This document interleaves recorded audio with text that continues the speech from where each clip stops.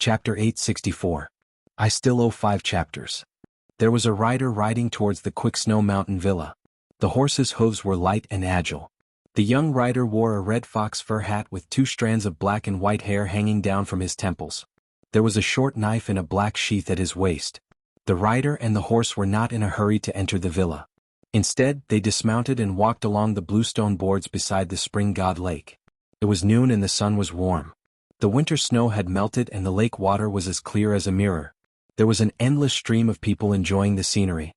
The changes in the Quick Snow Mountain Villa were too much for the eyes to take in. There was a series of rumors. When the Jianghu Great Emperor's Dharma form arrived at the lake, it was first the young master of the Yanbao Castle, Li Huoli, who led an urgent military order to return to the border with his elite cavalry and squires. Then, Xianxia of the Spring Invitation Cottage also left the villa. Yuchi Liangfu said that this old senior from the cottage had comprehended something while watching the lake and wanted to return to Shu to cultivate in seclusion. There was a chance for her to reach the celestial state in this lifetime. Li Yibai of the Dongyue Sword Pool also said that he wanted to welcome his teacher, Song Yanqing, but his whereabouts were unknown. The Quick Snow Mountain Villa originally wanted to use the election of the Wulin Alliance to raise its reputation and status. With the departure of the 3 leaders one after another, it was about to become the laughing stock of the entire Jianghu. However, the appearance of the purple-clothed woman from Mount Hui, who had defeated 16 famous masters in a single day, was unparalleled in the limelight. It vaguely seemed like it wanted to take advantage of the situation to become the champion. This made many Jianghu people who were on their way back to the villa turn their horses around and rush into the Quick Snow Mountain Villa. This undoubtedly solved the urgent situation of the villa. If one didn't take a closer look, in this era where people relied on their clothes and Buddha relied on gold, a wandering swordsman with a saber on his horse was not eye-catching in the crowd. Most of the Jianghu people who could come to the Suishua Mountain Villa were heroes. Most of them relied on their sex background or their own names. Even if they couldn't be the richest in their hometown, they couldn't escape from being rich. Along the lakeside there were plenty of Jianghu people wearing embroidered fox fur coats. If they didn't wear a mink hat that easily cost dozens of taels of silver, they would be too embarrassed to go out and greet others. Many beautiful women followed the heroes around, their eyes wandering, secretly comparing their wealth. There were also some Jianghu people who came with their wives and children. These people were undoubtedly more confident. Most of them were the direct descendants of the first and second-class sects in Jianghu. Those mischievous children who didn't have the slightest bit of stage fright ignored their parents' warnings and played around, as if they were passing through flowers to attract butterflies. Perhaps these children themselves didn't even know that there was a saying in the imperial court about the children of officials and the children of generals. They were equivalent to the children of aristocratic families in Jianghu. In the future they would inherit their father's legacy and roam Jianghu. Obviously they would be more successful than other people. The bustling bluestone road was filled with polite greetings from people who had long heard of their names, as well as people who were familiar with each other. A few pairs of children who happened to be good friends with their fathers quickly became familiar with each other. They ran amok together, laughing and chatting happily. Occasionally they bumped into Jianghu people who were usually violent and ruthless, but today they didn't mind putting on a rough smile and even reached out to rub the children's heads in a friendly manner. The children cleverly ran past with their heads bowed. Behind them, the helpless faces of their fathers didn't forget to cup their fists and smile at the men. If both sides were indifferent, they would pass by with a smile. If they were more clever, they would stop and exchange names. If it was convenient, they wouldn't have to spend a single copper coin to form a dispensable relationship. The group of children were like a few merrily swimming fish between the gaps of the crowd, becoming more and more intense. They had some foundation in lightness skill, so when they were in the mood, they unconsciously used their family's lightness skill. Coincidentally, someone was leading a horse and standing by the lake, looking at the vast and misty spring god lake. When the leading child was about to hit the horse's belly, he grabbed the horse's back with both hands and deftly flipped over, continuing to run forward. It was quite a stunning sight. Behind him, a young girl with long hair followed suit and flipped over the horse's back. The last child didn't have the same foundation, but he didn't want to take a detour, so he couldn't leap over and hit the horse's belly, falling to the ground. It wasn't clear whether it was because of the pain or because he felt that he had lost face in front of his childhood sweetheart, but he sat on the ground and wailed loudly. The young man with the red fox fur hat on his head heard the noise and let go of the reins. He smiled and reached out to help the child up. The child raised his head and looked at the stranger. Perhaps he thought that the stranger's smile was mocking him, so he cried even more heartbreakingly. The young master probably had a bad horse and fur hat, so he didn't have the air of nobility. That was why he was smiling so warmly and apologetically. He didn't know what to do when faced with the rowdy children who were rolling all over the ground. The two older children who had already leaped over the horse also turned back, eyeing the young man covetously. The boy who had leaped onto the horse first had a face full of anger.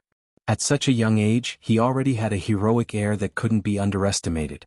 The girl with drooping hair was a beauty, so her temper was also much gentler. Seeing that the culprit didn't look like a bad person, she only glared at him. Naturally, she was naturally charming and went to help her companion who was covered in dust and mud. Although the child who was being helped up was crying loudly, in fact, he had been keeping his eyes and ears open. When his brother and sister came to support him, and his parents also quickly walked over behind him, he suddenly became bold. He ran over to the guy who was leading the horse and blocking the road and fiercely kicked that person's calf. The young master dismissed it with a smile and lowered his head to pat the dust off. He didn't expect that the child was still angry and slapped the person in front of him on the head, knocking off the fox fur hat that was obviously not worth much.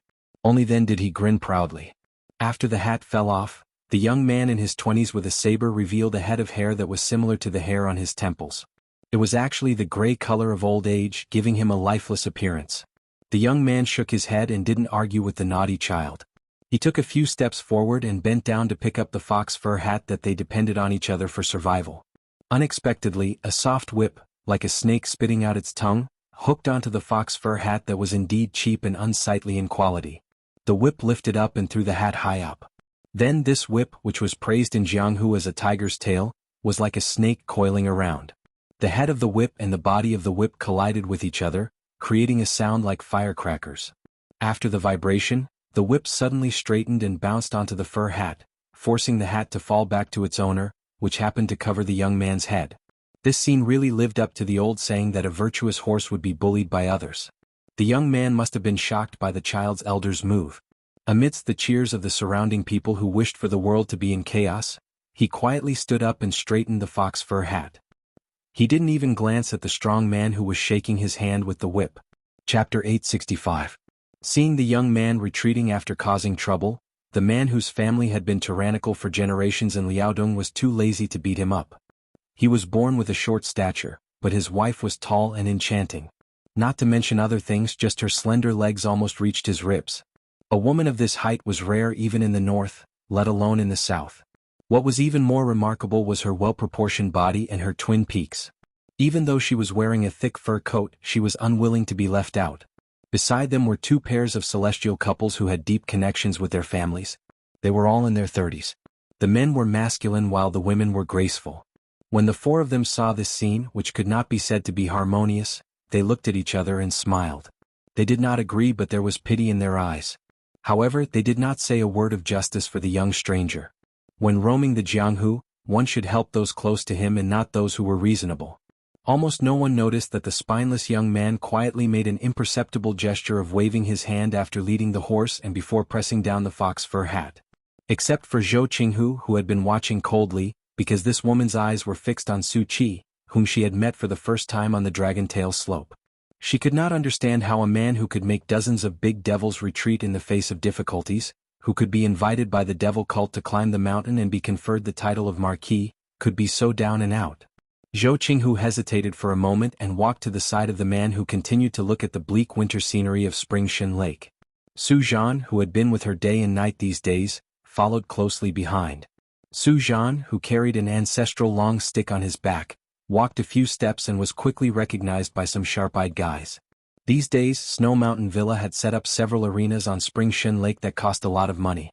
In addition to the main arena that was stolen by the purple clothes of Mount Hui Mountain, there were several smaller arenas, which were also full of masters. Su Zhan amazed everyone in one of the arenas. He fought with an old swordsman in the northwest for 400 rounds and still won. Then he successfully defended the arena for 4 consecutive rounds before being defeated by the famous swordsman in the southeast, Xia Huaibai, who was thousands of miles above Su Zhan. Everyone suddenly remembered that Su Zhan's father, Su Dachu, had written Observing Skills scripture, and was once one of the top masters in the world. Because of Su Zhan's skills, the declining Su family was regarded by many martial arts seniors, especially masters in the Tuhuai River, as the hope of the family's revival. The Liaodong swordsman who was shorter than his wife put away his soft whip. Seeing Su Zhan's sudden appearance, he thought for a moment and then laughed heartily. He took the initiative to ask, "Are you Su Zhan, young Master Su who carried forward the family's observing skills scripture?" Originally, Su Zhan did not have a good impression of these arrogant Jianghu heroes, but after being recognized he still turned around, smiled and cupped his fists in return. He said, "I am Su Zhan. I have heard from my father's generation that the Feng family of Liaodong is full of masters. They can not only kill a tiger with one whip, but also have superb archery skills. Just the sound of pulling the bowstring can make birds startled and fall from the bow." When the illegitimate son of the Feng family of Liaodong heard these words, it could be said that he was tickled by Ma Gu, and it happened to tickle his itch. He felt comfortable all over. If it was someone else who flattered him, he would not take it to heart. But Su Zhan was different after all. He had profound knowledge that was not inferior to the Feng family of Liaodong. Su Zhan himself was also good at martial arts. In the future he might not be unable to become a first-class master. Feng Maolin, who was famous only in the Liao and Liao regions, had excellent whip skills and archery skills. If the Feng family had not been disliked by Zhao Sui, the king of Jiaodong, it would not have been difficult for Feng Maolin to get a real power with his family's ability. This time, in order to avoid trouble, Feng Maolin did not take the ox-horn bow with him to find an opportunity to show his talent in the south to the Quick Snow Mountain Villa. Feng Maolin, who had not mastered the essence of the Feng family's whip skills, knew his own weight. It was very difficult for him to win many battles in a row like Su Zhan. It was difficult for him to stand out in Jianghu, but it was difficult for the sons of aristocratic families like Feng Maolin. Just because he was born of a concubine, he was suppressed by the son of the first wife. Practicing martial arts was a bottomless pit. A family with ambition to stand out in Jianghu could not take care of everything. Feng Maolin was like this, let alone the sons of ordinary families who practiced martial arts. The double expenses of medicinal materials to exercise their body, the double expenses of accumulating money or borrowing secret books, and the various expenses of moving famous masters to teach the family would make people speechless. Therefore, it was not bad for the sons of aristocratic families like Feng Maolin to practice martial arts. On the other side, Feng Maolin was trying to get close to Su Zhan. He introduced Su Zhan, who had become famous after one battle, to the husband and wife of the Feng family of Liaodong. They talked happily. Zhou Qinhu came to the young child who was standing still with his horse. He plucked up his courage and asked, "How did you change your personality? Why is your temper so good?" Su Fengyin turned his head to look at this old acquaintance of his in the Quick Snow Mountain Villa. He smiled and did not speak. Zhou Qinhu recalled that after surviving that series of dangerous situations, he realized that this young master with an obscure background did not seem to be a domineering person.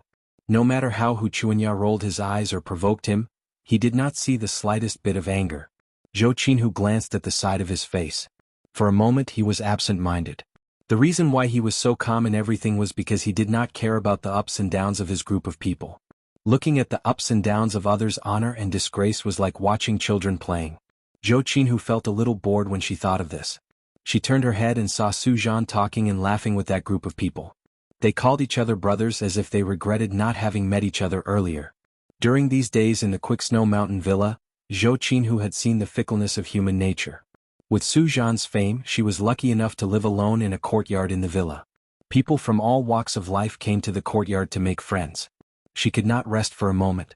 Su Zhan also beat around the bush. One time when they sat opposite each other and drank, he almost revealed his heart under the guise of alcohol. However, she still diverted the topic. Zhou Qinhu had a good impression of Su Zhan, who had gone through fire and water with her. Unfortunately, it was not the love between a man and a woman. Zhou Qinhu only wanted to take advantage of her youth to travel more in Jianghu and see more strange stories. It did not matter whether she was accompanied or alone. Perhaps one day, there would be a man who could make her fall in love at first sight. That would be the day she left Jianghu. There were 3 reasons why Su Fengyin returned to the Quick Snow Mountain Villa under the secret escort of the Men of Sacrifice. The first was to settle things with Lin Hongyuan of the Dragon Palace. She still owed him a Xian finger inscription. The second was to see if she could wait until the young hierarch Li Yufu to offer a toast to the wanderer Heju's grave on behalf of Miss Hehe. Then she would inform Li Yufu about the child's first enlightenment by the stream. The last was that according to the secret letter, Xianyuan Qingfeng had slaughtered his opponents in the main arena and seemed to be on the verge of winning the championship. Earlier he had promised to let her sit on the throne of the Wulin Union. If there was a chance he would help her. Su Fengnian herself didn't have many thoughts about Jianghu. Other than the fact that the old bastard of the Zhao family hiding in Mount Longhu was not dead yet, other than that battle in the Eastern Sea that he didn't know whether or not he could fight, and other than the fact that he still missed her and her at Mount Zhulu, he had nothing else to be interested in. Whether he was willing or not, he had to leave before the matter was over. Fortunately, this time he was going back to Beiliang with Su Xiao, who was waiting for him in Xiangfan. Chapter 866. Zhou Qin, who did not want to have too much to do with Su Qi, who was shrouded in clouds and mist. She glanced at the 2 strands of gray hair under his red fox fur hat and thought of an excuse to leave. In her heart, she had the natural sorrow of a woman. Those who practiced martial arts knew that thinking too much would consume one's qi and blood, which would not nourish one's bone marrow. However, Zhou Qin, who also knew her own limitations. The martial arts that she practiced would definitely not enter his eyes. While she was hesitating, she saw a young ranger with a wine pot hanging from his waist stride over. He slapped Su Qi's shoulder and laughed, calling out Su Qi's name.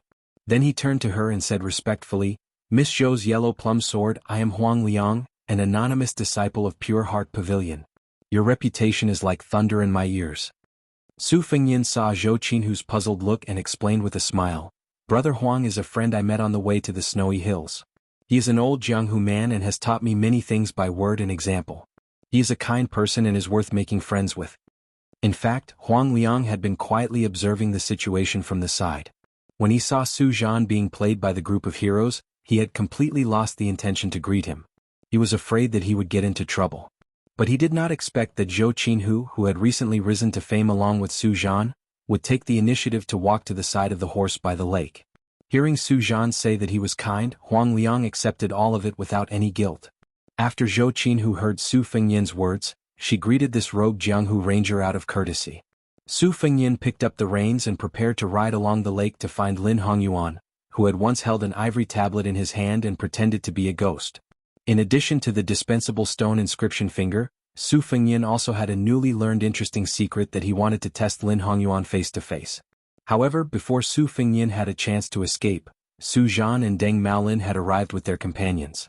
Obviously, the son of a concubine from the Feng family of Liaodong had given Su Zhan face. He took the initiative to ask his young son to apologize to Su Fengnian, and then said that he wanted to board a colorful boat to watch the new round of the purple dress battle on the lake. Several arenas were built on the lake several miles away from the lake, and the spectators had to take a boat to watch the battle. However, the number of boats was limited, so boarding a boat did not depend on money, but on one's status in Jianghu and family's reputation. Every boat had a famous prostitute from the brothels of Xiangfan City. In order to build up the popularity of the snowy heights, Villa Master Weiqi Liangfu had put in a lot of effort. Most of the spectators from Jianghu did not have the ability to board a boat, and could only rent a small boat to ride between the big boats. However, there was a huge difference between riding a small boat and riding a boat, and it was not a pleasant feeling to be inferior to others.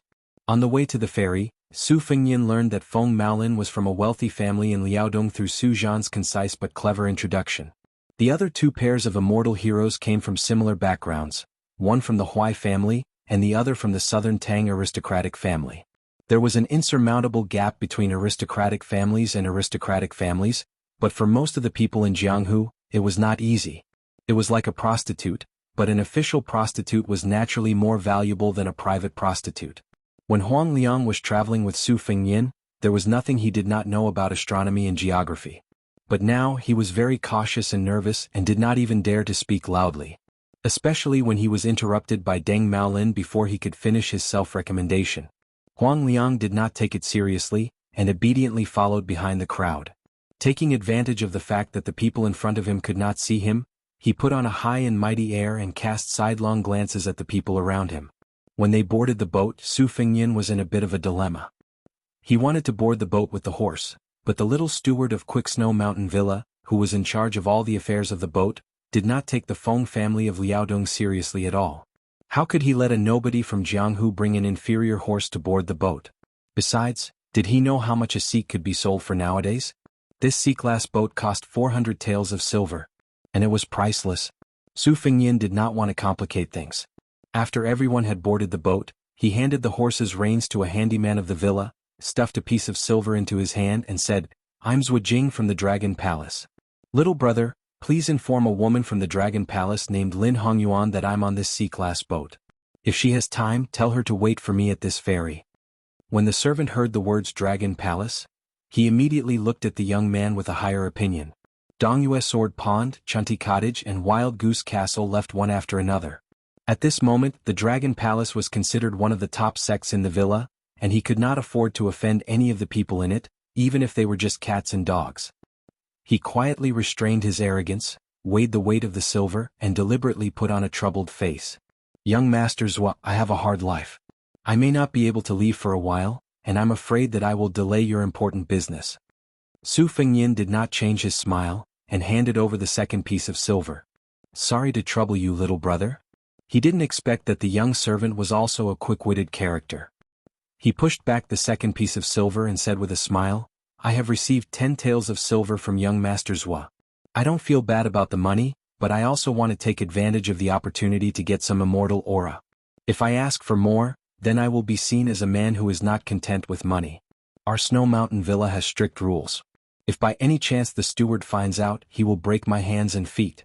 Young Master's Wood, don't worry. I will go and report to you. As for young Master's precious steed, this humble one will also have the stable feeded. This was the foundation of a noble family. A servant would be influenced by what he saw and heard, and his conduct would more or less reveal a sense of impartiality. Before the spring and autumn period, the people who sat on the dragon throne had changed one after another. The 10 great clans had always been able to rise and fall as the tide rose and fell. The reason why they were able to stand firm was because of the accumulation of all aspects behind the main branch and the side branch. Su Fengyin looked at the young servant who led the horse away. Suddenly a thought came to his mind. Would such a guy, who was good at currying favor and was born in poverty, one day have a romantic relationship with a lady from a noble family like Yuchuan? Su Fengyin shook his head and turned back to board the boat. The double-decker colorful boat retracted its ladder, broke through the green lake and slowly sailed toward the arena. Among the 7 or 8 colorful boats in the distance, 2 of them were 3-storied boats. Su Fengyin stood at the stern of the boat with his hands in his sleeves, silently resisting the bone-chilling breeze that caressed his face. Huang Liang was thick-skinned. Since he could not please the unapproachable couples, he went to play with the 3 children. The child who kicked Su Fengyin said he wanted to ride a horse. So Huang Liang got down on all fours and let the child ride on his waist. Huang Liang smiled brightly. He looked like a dog. Su Fengyin used to laugh at Huang Liang's clumsy showing off in his mind, but this time he could not laugh. Zhou Qin who could not stand the utilitarian laughter of Su Zhan and the others, so she came out to take a breath of fresh air and stood by the railing near Su Fengyin. Su Fengyin smiled and asked, Miss Zhou, you have earned the name of Huang Mei Sword? Chapter 867. At first, Zhou Qin who thought he was mocking her, but seeing his calm smile and not knowing how to respond, she did not respond. Although she understood the ways of the world, she did not want to do things against her will and speak against her will. This made people feel that she was cold and distant. In fact, to be able to escort Huang Shang to the capital, one could see that she was a warm-hearted and kind-hearted woman. Su Fengyin hid his hands in his sleeves and gently leaned on the railing. He squinted his eyes and smiled. When I was young, I always wanted to be a famous hero. I wanted to be the type where women would fall in love with me wherever I went. That's why I often discussed with my 2 elder sisters what kind of nickname we should use when we roamed the Jianghu in the future. At that time, we wrote down dozens of names on a piece of paper, but we were not satisfied with any of them. They were either not imposing enough or too obscure. I also thought that it would be good to find a beautiful heroine to be my wife. Later I found out that it was not easy to be a heroine. Practicing martial arts all year round, it was difficult to have tender skin. Not to mention other things, just looking at how awe-inspiring she was when she rode a horse would cause her but to have calluses. What's more, he had to worry about those followers who prostrated themselves under the skirt of a pomegranate. If by any chance he encountered a highly skilled flower thief, or a local hedonistic son of a rich family who was fond of heroines, it would be even more of a headache. I remember the first time I roamed Jianghu, I saw a famous one. Her makeup was so thick that you could smell it from miles away. Her entire body, from the hairpins on her face to the bracelets on her hands, from the clothes on her feet to the boots on her feet, she had a good background. Afterwards, I found out that every shop paid her at least 100 or 200 taels of silver every year. Over time, I did not believe in heroines. I felt that calling a woman a heroine was like scolding her. Zhou Qinhu smiled sweetly. Su Fengyin sighed. Jianghu is actually very similar to the old Western Shu. Before the world was in chaos, Shu was in chaos. The duck knows when the spring river is warm. When the central government is in turmoil, it will inevitably affect other places. Even before the central government is settled, Jianghu is already in a state of panic. Those large and small gangs in Jianghu find a husband early and enjoy life early. Those who marry late or not often do not have the family background to support them. Most of them will be bullied. From the small fish and shrimp of the fish dragon gang to the sword-making family of the Yuyan Mountain Villa, none of them were spared. I heard that the young king of Jing and in Xianxia City is interested in taking a concubine. I don't know how long the Snow Mountain Villa can last. Zhou Qinhu suddenly went straight to the point and asked, "Young Master Su, may I ask if the Dongyue Sword Pond Cottage and Wild Goose Castle leaving the villa together has anything to do with you?" Su Fengyan asked in return, "Miss Zhou thinks so highly of me? Why don't you just ask me if I invited Great Emperor Jinwu?" Zhou Qinghu was about to speak when Su Fengyan smiled and said, "By the way, I'm temporarily a minion of the Dragon Palace in the old Southern Tang Empire. My name is Wu Jing. If someone asks about me in the future, Miss Zhou can answer this way." Zhou Qinhu nodded. Su Fengyan turned around and saw Huang Liang, who was crawling on the outside of the ship, with a calm expression on his face. Zhou Qinhu did not see the slightest fluctuation in his beautiful peach blossom eyes. Not to mention the reasonable disdain and ridicule, she did not even feel pity for him. Zhou Qinhu said his goodbyes and walked into the warm as spring cabin. Su Fengyan leaned on the railing again, feeling bored. So, he softly hummed a nameless tune that was widely circulated in Baiyang. "Don't you see the fishes in the northern underworld swim for tens of thousands of miles? Don't you see the immortals at the peak of Kunlun pass through the Heaven's Gate? Don't you see the men riding lightly out of the cold and returning with their corpses? Don't you see the women leaning on the door until their hair turns white?" Since there were men of sacrifice secretly escorting him, Su Fengyan did not deliberately suppress his sleepiness. He rested his chin on his sleeves that were still warm from his hands and closed his eyes. A small boat with a black canopy quickly cut across the calm lake. A woman dressed in green and holding a white hat leaped onto the colorful boat and stood at the other side of the stern. With a complicated look in her eyes, she called out softly, "Young Master Zhua." Su Fengyan opened his eyes and turned his head without turning around. "Young Palace Master Lin, I'm honored by your presence. Forgive me for not welcoming you." The young woman, who had never shown up in the Quick Snow Mountain Villa as Lin Hongyuan, now had a look of respect from the bottom of her heart. Compared to when they had first met, the look in her eyes was one of hatred. In Lin Hongyuan's mind, Zhao Ningxian was the reincarnation of the founder of the first generation of Longhu Mountain. He would definitely become the #1 person in the world in the future. With the addition of Yu Yiqing, he would have more weight than His Royal Highness in the bitter cold of the northern region. Lin Hongyuan was a woman who didn't remember good things or bad things. However, if she was really hit hard and hurt, she would still remember a little. Previously, when she got along with that bastard surnamed Su, her schemes were seen through every time. That guy wouldn't show any mercy to her. Now, Lin Hongyuan didn't know whether she hated him more or was afraid of him more. Lin Hongyuan, who had changed into the face of a female official of the Dragon Palace, was about to move. Su Fengyan said, "I received a secret report that the eldest son of Zhao Bing, king of Yanqi, was hiding in the team of the Dragon Palace. He should not be the bearded man. So you are really arrogant to let the crown prince carry the bed for you." Lin Hongyuan's face suddenly turned pale. Su Fengyan looked at the small boat with a black canopy following the colorful boat. Master Hao was an ordinary strong man. Su Fengyan waved to him. The young man hesitated for a moment and jumped onto the stern. After no longer hiding, he suddenly became high-spirited and heroic. He waved to Lin Hongyuan, making the woman who wanted to say something but hesitated to keep quiet. In the vast Nanjiang, Nalin Yusi could come and go as he pleased with Zhao Bing, king of Yanqi. Only His Royal Highness favored him and regarded him as a friend of the same generation. In terms of reputation, this Zhao Zhu, His Royal Highness, was better than the first Prince Zhao Wu. If it was a few years ago, if anyone compared Zhao Zhu with Su Fengyan of Baiyang, it was tantamount to insulting His Royal Highness of King of Yanqi. Zhao Zhu grinned and said, "Xiaoyan, do you remember the little beggar who wanted to learn sword from your mother in Dantong Pass?" Su Fengyan said flatly, "I don't remember." Zhao Zhu looked resentful. He squatted on the ground and bit his finger, sighing. Lin Hongyuan was flabbergasted. In Nanjiang, there was a secret message circulating in a small circle. It said that the reason why Mr. Nalin was willing to stay in King of Yanqi was that he liked Zhao Zhu's ambition to go north. Zhao Zhu joined the army at the age of 12. Ever since his father, the king, helped him build his first small tomb with several heads to show off his military exploits, Jianghu had killed people like flies, gathered the corpses of his enemies and sealed the tall tombs. In the past few years he had built a total of 21 temples. All the barbarians in Nanjiang surrendered. Jianghu's favorite thing to do was never to pretend to be cultured, but to secretly go south with dozens of retainers. Often he would go and come back for a month, uprooting the enemy's strongholds hidden deep in the miasma, leaving no survivors. Every time His Highness didn't show up for a banquet or event, everyone immediately understood that His Highness had slipped away to slaughter people again. But at this time, facing Su Fengnian, Jianghu didn't know why he was so gentle, respectful, and thrifty.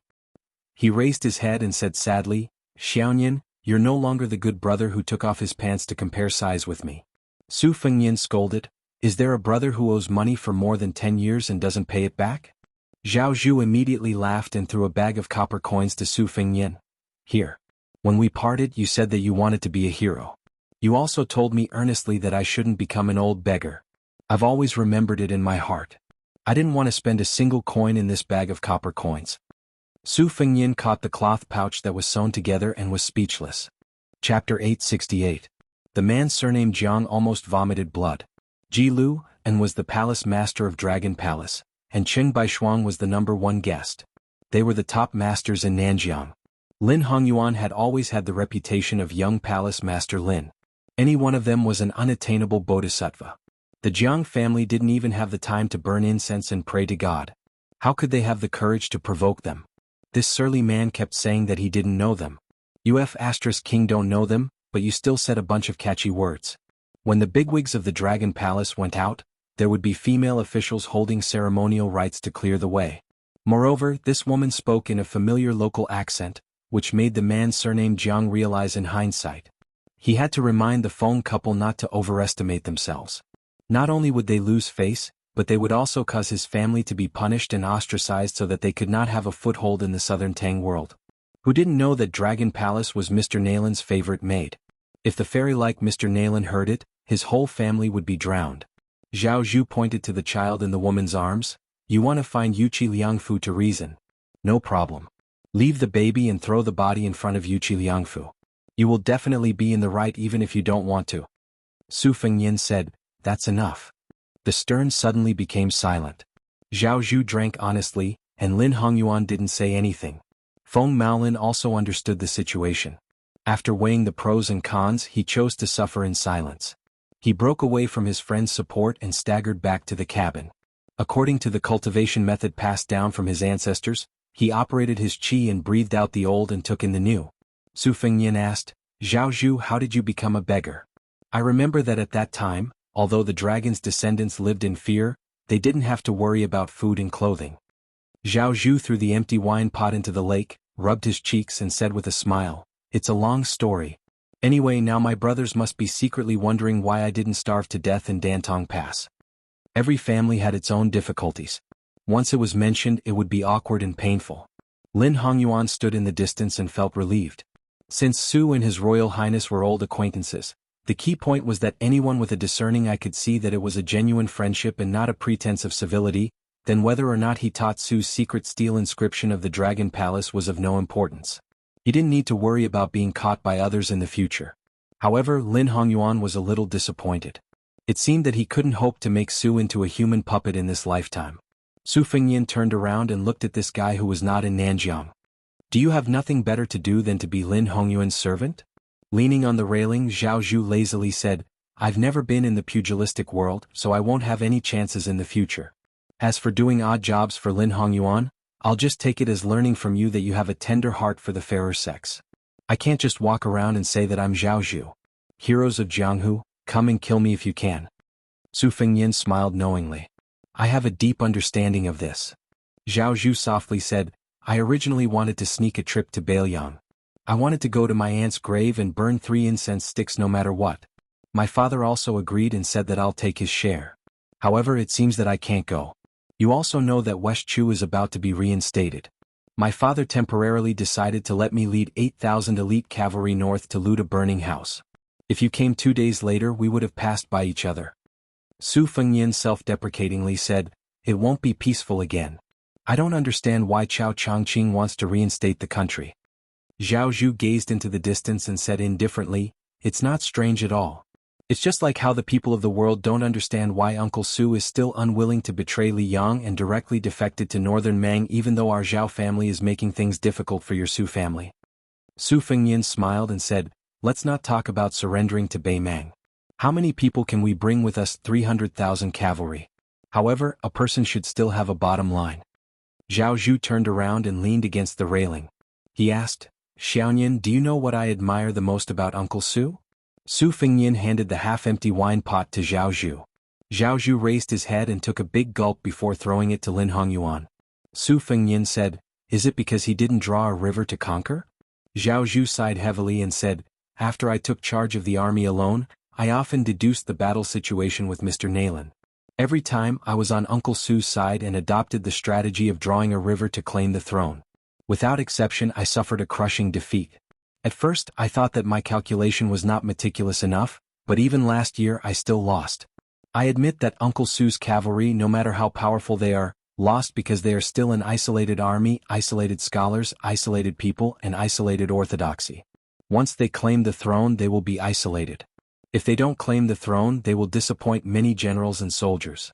Once they claim the throne, they won't be conspicuous at first, but as long as they lose their irresistible morale, their decline will soon be exposed. Everyone will kick a man who is down. They won't even have the extravagant hope of making a comeback. Mr. Naylan once said that if a commoner wants to sit on the throne, he will have to wait for the cold people to get used to power. Therefore, it will take at least 300 or 400 years. Uncle Su was born at the wrong time. Otherwise, I would be chatting with the crown prince right now. Su Fengyan fell into deep thought. Zhao Zhu suddenly asked with a cold smile, Xianyan, how did you become a clay bodhisattva without anger? Is it because Beiliang is too cold? Su Fengyan calmly said, back then when Su Shao pulled a group of people out of Liaodong, he couldn't do it without money. So, he borrowed money from many people. Many people felt that the money couldn't be borrowed and would definitely be wasted. So, they simply closed their doors and refused to visit. Only the Feng family and the other two families were thin-skinned at that time. They couldn't endure Su Zhao's pestering. Together, they gave him more than 60 taels of silver. Although Su Shao secretly returned a few favors after he became famous, he still talked to me about the dozens of taels of silver. He said that it was more important than the 10,000 taels of gold that he would get in the future. If it weren't for those pitiful pieces of silver, he almost didn't have the determination to leave Liaodong. Zhao Zhu nodded and sighed, I understand. ### this month's update. Last month I owed 5 chapters. This month I will slowly make up for it. In December I will go abroad for almost 10 days. Therefore my goal is not high. I will only write 1 chapter every day. The chapter of White Dragon Suit was not included in today's update. Therefore I still owe 4 chapters. Author's note, Xianxia is still Xianxia. Reading is like meeting people. Some people may find it boring at first, but they will continue to read. Occasionally they will be very satisfied. Some people will be shocked at first sight. Then they will continue to ask the woman to be otherworldly and put on airs like a fairy. Over time they will be disappointed. Xianxia is a story of beads. Those who are even more impatient can just change the book and pick it up when they remember it. ### chatting while writing. If I don't promise to update, I won't break my promise. It's a very simple reason. However, after weighing the 2 options, I will either be scolded for not keeping my promise or have to calm down and write. After weighing the 2 options, I feel that it is more worth it to write more chapters. First, let me explain something. In the past, when I wrote books, there was absolutely no notice of absence. Of course, this is not a good thing. The last time I chatted with Jingguan, as well as on the phone with Tomcat, we talked about this point. I'm a writer who's publicly acknowledged to have a terrible character, but now I'm actually nagging someone about the unfairness of Unix and the importance of stable updates. Even I can't imagine it. If you want to say that I'm a good-for-nothing big shot, that I wasn't a big shot when I was an ambitious person? That God wasn't a big shot? That Ergu and Toad weren't big shots? To be honest, Xianxia is my least big shot work. Compared to the previous scams, I gave fewer promises and more notifications. I also had the most chapters. I also had the most interactions with readers. The number of times I clenched my teeth and persevered was undoubtedly the most. Therefore, if there are old readers who want to show off their superiority and tell you about the past, don't be in a hurry to scold them for being a brainless fan. You have to know that these brothers who appear to be impervious to fire and water have already been shot in the heart. They are just clenching their teeth and forcing a smile. Furthermore, there are many new people who have fallen into my trap. Sooner or later they will unfortunately become one of them. Who knows what will happen in the future? Although I am an author, I am also a reader. The age of a web novel reader is almost twice that of an author. Therefore, I have never cared about pirated posts. This is because I read pirated posts myself. I don't have the right to give advice. At most, I use my identity as a second-rate, third-rate, or fourth-rate author to recommend works that I really like as a way to make up for it. If I have to say that I'm a big shot, it would be the overly impetuous readers. As always, I don't like them. It was the same when I was writing scams. Back then, I would often argue with readers in the comments section. I wouldn't stop even if I were to argue with them. However, I don't have the willpower and mentality anymore. Firstly, I feel that it is useless. No one can convince the other. Secondly, authors still rely on their works to prove themselves. Of course, this impetuousness isn't the scolding when the chapters are interrupted. It is the skimming through the contents of the chapters. There are many long-winded chapters in Snow. Even I find it annoying. Actually, they are all explaining things that have been hinted at. When you fill in the gaps, some people don't even realize it and only feel confused. The author can only helplessly do something superfluous, even sacrificing part of their reading habits. Previously, when they said that they are impatient to change their reading habits, they are referring to those who are obsessed with the content of the book. I can understand this small group of people, but I don't agree with them. In Snow, there are actually many climaxes of varying sizes. As for the content that I like, it has always been hidden. Every time someone mentions it, it will be like scratching an itch. For example, the battle between Luo Yang and Heaven and Earth. What I thought was the climax wasn't Luo Yang's dominance, but Song Yinqing's pair of cloth shoes. She was the old woman who had been waiting for her husband to return home. I used to say that an author's greatest responsibility is to write seriously. Now, I should change it to writing seriously and steadily. I can temporarily not do well, but after all, I have to persevere and work hard on this path. Chapter 869. Time to write. In the evening, he wrote about a plot that he had been longing for a long time. He had thought about it since the old headmaster carried Hong Shixiang to Wudong on a snowy night. Li Yufu brought back a child who had just enlightened his orifices. This was like a circle. ## number 94 Wudong Peach Charm. There were many hills in Jiangnan. There were different sounds 10 miles away and different customs 100 miles away.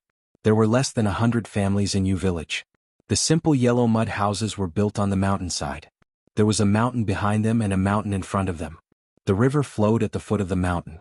Yu village was sandwiched between two villages. Yu village had never produced any talents. They didn't even have a scholar, let alone a powerful official. They had always been bullied by the other two villages. Every summer they would be bullied. They only dared to secretly dig up the small dam used by the neighboring villages to cut off the water and pour it into their own fields. There was a local custom of dancing with a bamboo horse. Yu village was so shabby that those who rode bamboo horses to beg for money were not willing to enter the village. Every time, the children in the village could only follow behind and risk being bullied to go to the neighboring villages to watch the fun. There were very few people in Yu village who didn't have the surname Yu. This was because if a man wanted to marry a wife, he could only look for a wife in his own village. It was called keeping the goodies within the family, unlike the two neighboring villages where every year, there would be wives from other villages marrying into the village. The parents of the mentally retarded Sanyako were both surnamed Yu. The in-laws lived at the head of the village and the end of the village. They ate and walked, but they didn't even finish half a bowl of rice before they reached the door. Sanyako looked delicate. In the local dialect, he drank too much bewitching soup when he was reincarnated and couldn't be enlightened in this life. His parents took him dozens of miles away to a famous witch to summon his soul, but they couldn't get his soul back from the king of hell. However, which village didn't have one or two fools? The child's parents had already accepted their fate.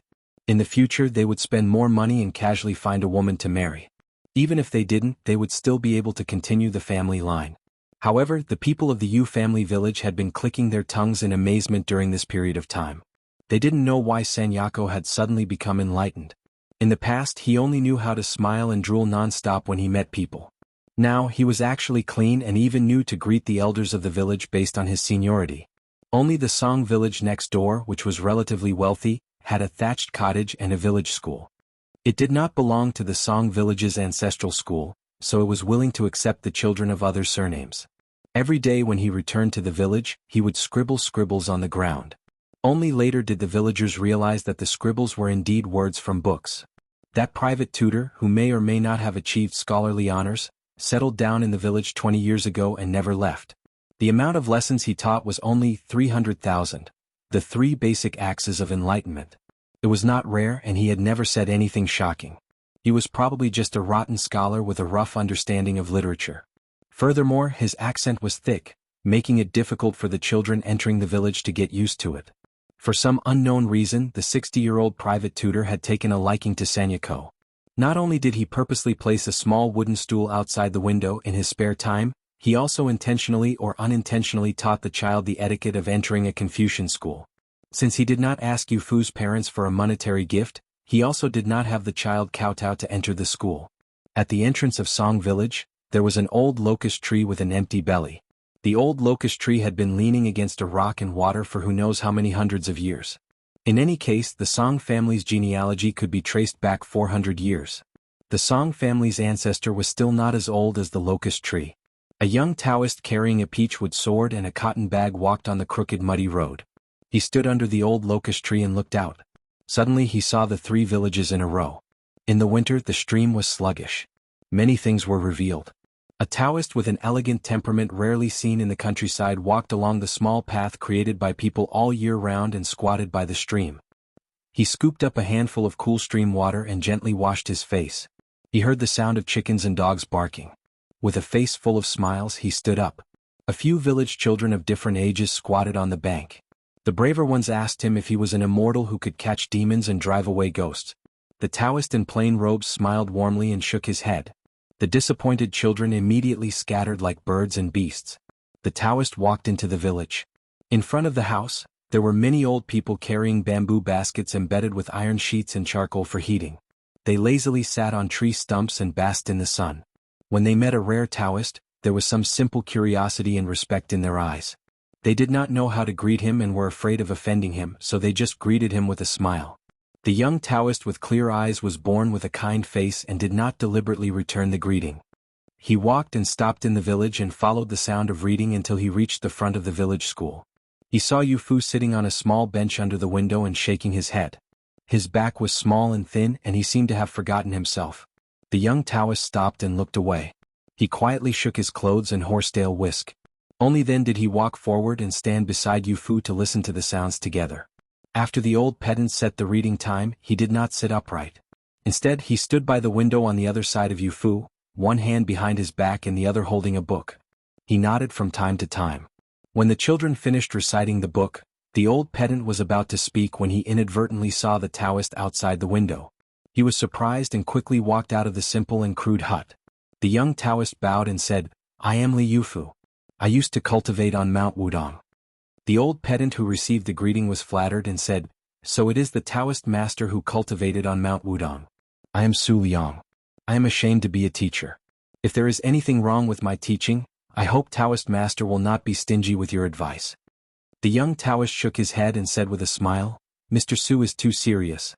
I have traveled around this time. Before I return to the mountain, I will be bold enough to look for an opportunity. In the future there may be many disturbances." Su Liang, who had always been rigid and strict in front of children, laughed and said, "Taoist master is too polite, too polite." Nowadays, there was almost no limit to the venerated Taoist master Huang in the imperial court. As long as it was not a wandering Taoist who wore a Taoist robe and deliberately cheated the money of foolish people, the imperial court was very respectful to the recorded Taoist masters. There were many Taoist temples in the world, and the 2 celestial mountains of Mount Longhu and Mount Wudong were the leaders. In the eyes of the villagers, as long as it was a Taoist master who came out of these 2 blessed places, regardless of age, he was a Taoist master. If this Taoist master who called himself Li Yufu was not too young, Su Liang, who did have some knowledge in his stomach, would have respectfully called him an immortal. As for the battle of the ancestral court and the ascension of the immortals, these villages did not care.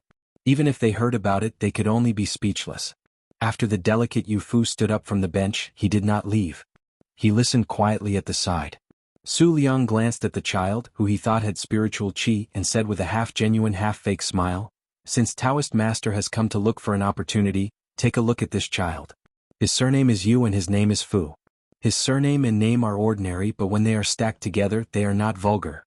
Yu Fu, the accumulation of good fortune for the rest of one's life. What a good name. When I was young, I also learned some facial features. Although I don't think he is rich, I feel happy from the bottom of my heart. Taoist Master Li, why don't you open your third eye?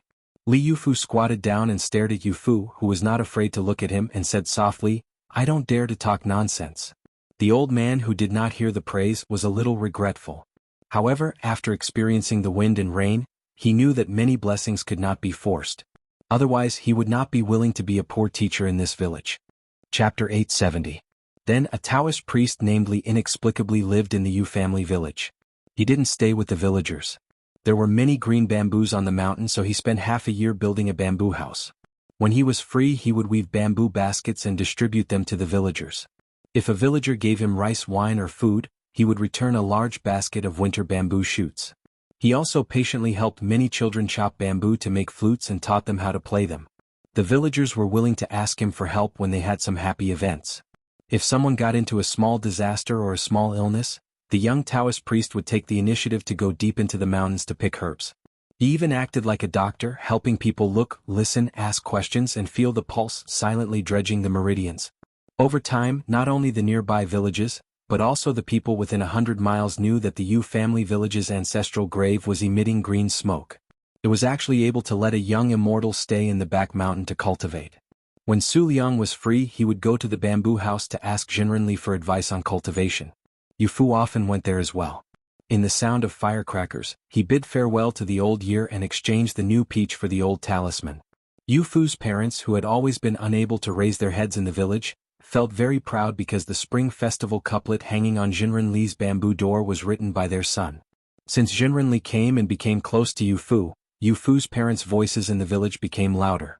Every time a few good-looking girls in the village happened to meet the young Taoist priest on the bluestone path in the village, they would smile and walk slowly with their heads down shyly. When they brushed past each other, they would quietly look back. Some of the women who were already married would definitely not be so reserved. When they were washing clothes with the elegant young man by the stream, they spoke without restraint.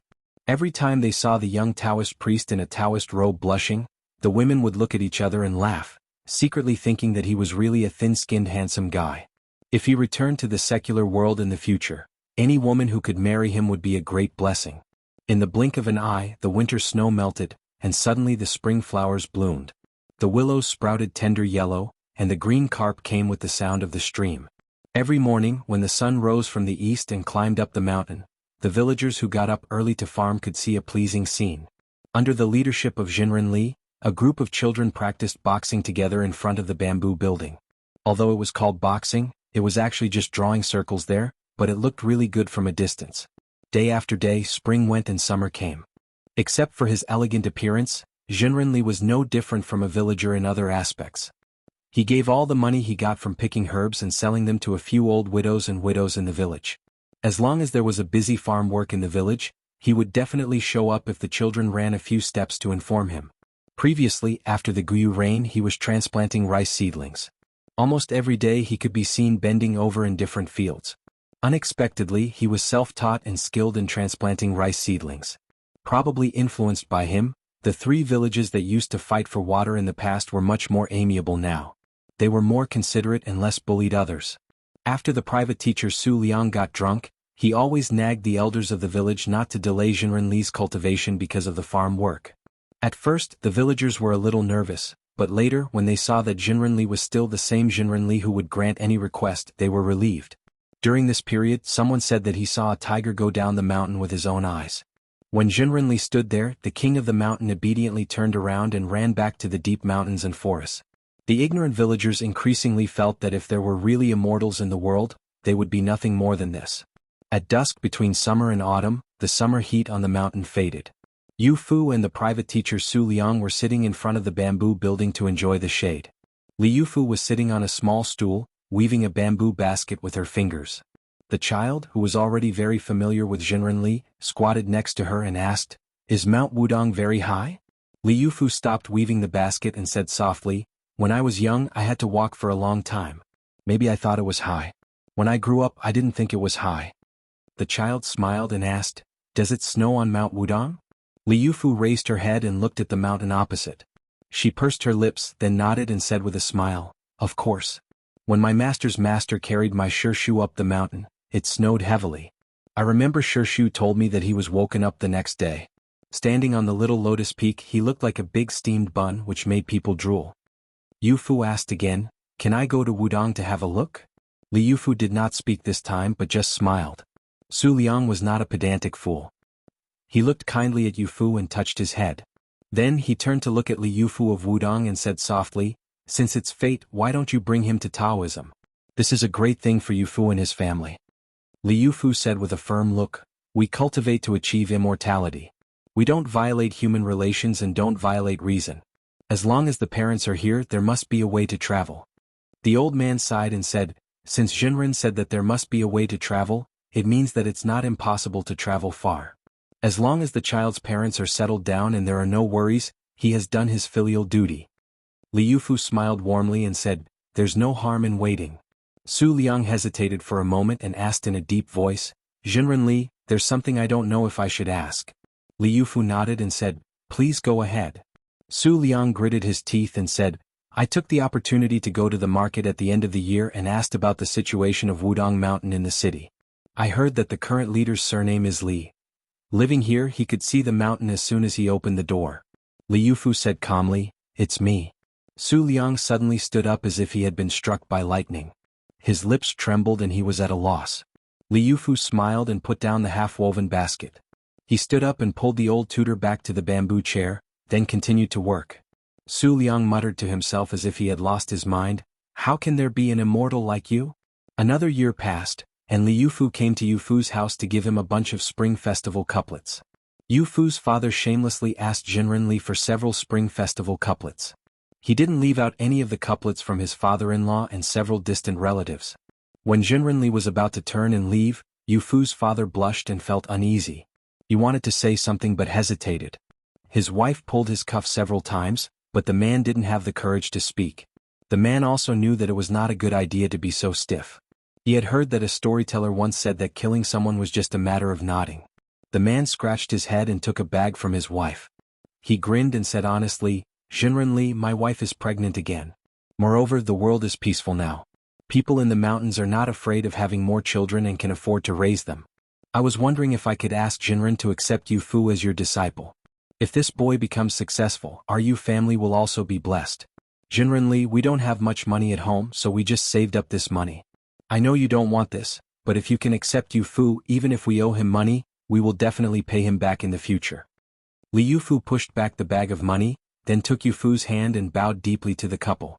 The man, who rarely called children by their real names, was afraid that Jinren Li would go back on his word, so he hurriedly shouted, "Yufu, kowtow to master." Li Yufu let go of Yufu's hand and took 3 steps back, folding his hands on his lower abdomen. Yufu knelt down and kowtowed 3 times heavily. When Yufu kowtowed for the first time, Li Yufu had already raised his arm and covered his eyes with his sleeve, but he still couldn't hide the tears on his face. That year, it snowed heavily in Wudong. Li Yufu, the leader, brought back a disciple named Yufu. When the young leader went up the mountain with the child on his back, the drowsy child held a string of bright red candied haws in his hand. After reaching the top of Wudong, the young Taoist with his disciple on his back looked into the distance and choked with sobs, "Little Shu, we're back." Chapter 871. After Lin Hongyuan showed off his identity as the Dragon Palace, he was immediately invited to an elegant cabin on the 2nd floor. Zhao Zhu's eyes lit up when he entered the cabin. There was a woman sitting on a large green banana leaf, holding a small Yanzhu Kongho in her arms. Her left hand held the Kongho while her right hand pulled the strings. Her eyes were moist. The woman's appearance was not extraordinary, but she was slender and delicate, causing people to feel pity for her. The Kongho originated in the western regions, flourished in the southern Tang dynasty, and stopped in Liyang. Because a certain noblewoman in the imperial court did not want the sound of the Kongho to spread throughout the court, and the famous scholars and Confucian scholars added fuel to the fire by slandering the Kongho's decadent sound. Thus, it was gradually overshadowed by the similar Guzheng. The wife of Yi Baikue, the head of the famous generals of the spring and autumn period, was famous for playing the Kongho. Zhao Zhu quickly approached the woman on the banana leaf and squatted down. He waved his hand at the thin woman, indicating for her to play the strings. He closed his eyes and listened. Under the woman's fingers, the music lingered and Zhao Zhu listened attentively. Su Fengyan looked at this guy with new eyes. Lin Hongyuan dismissed the maidservants and personally poured tea. He explained in a low voice, "His Highness is proficient in music. He is an expert in the guqin, zheng, flute, drum, kongho and so on." There was an untimely knock on the door outside the cabin. Lin Hongyuan got up and opened the door. The second-class steward of the Quick Snow Mountain Villa suppressed his excitement and tried to speak in a calm tone, reporting to the Dragon Palace Ferry, "We just received news that the Mount Hui Mountain Master, Xinyuan Qingfeng, has put up a life and death contract on the main arena. Whoever can withstand 10 moves from her can choose any 3 secret manuals of Mount Hui. Whoever can defeat her will be the master of Mount Hui." The Mount Hui Mountain Master also threatened that if no one accepted the challenge or knocked her out of the arena, then the title of Wulin Alliance would fall into the hands of the Xinyuan family. But today, as long as someone enters the arena, she will not show any mercy.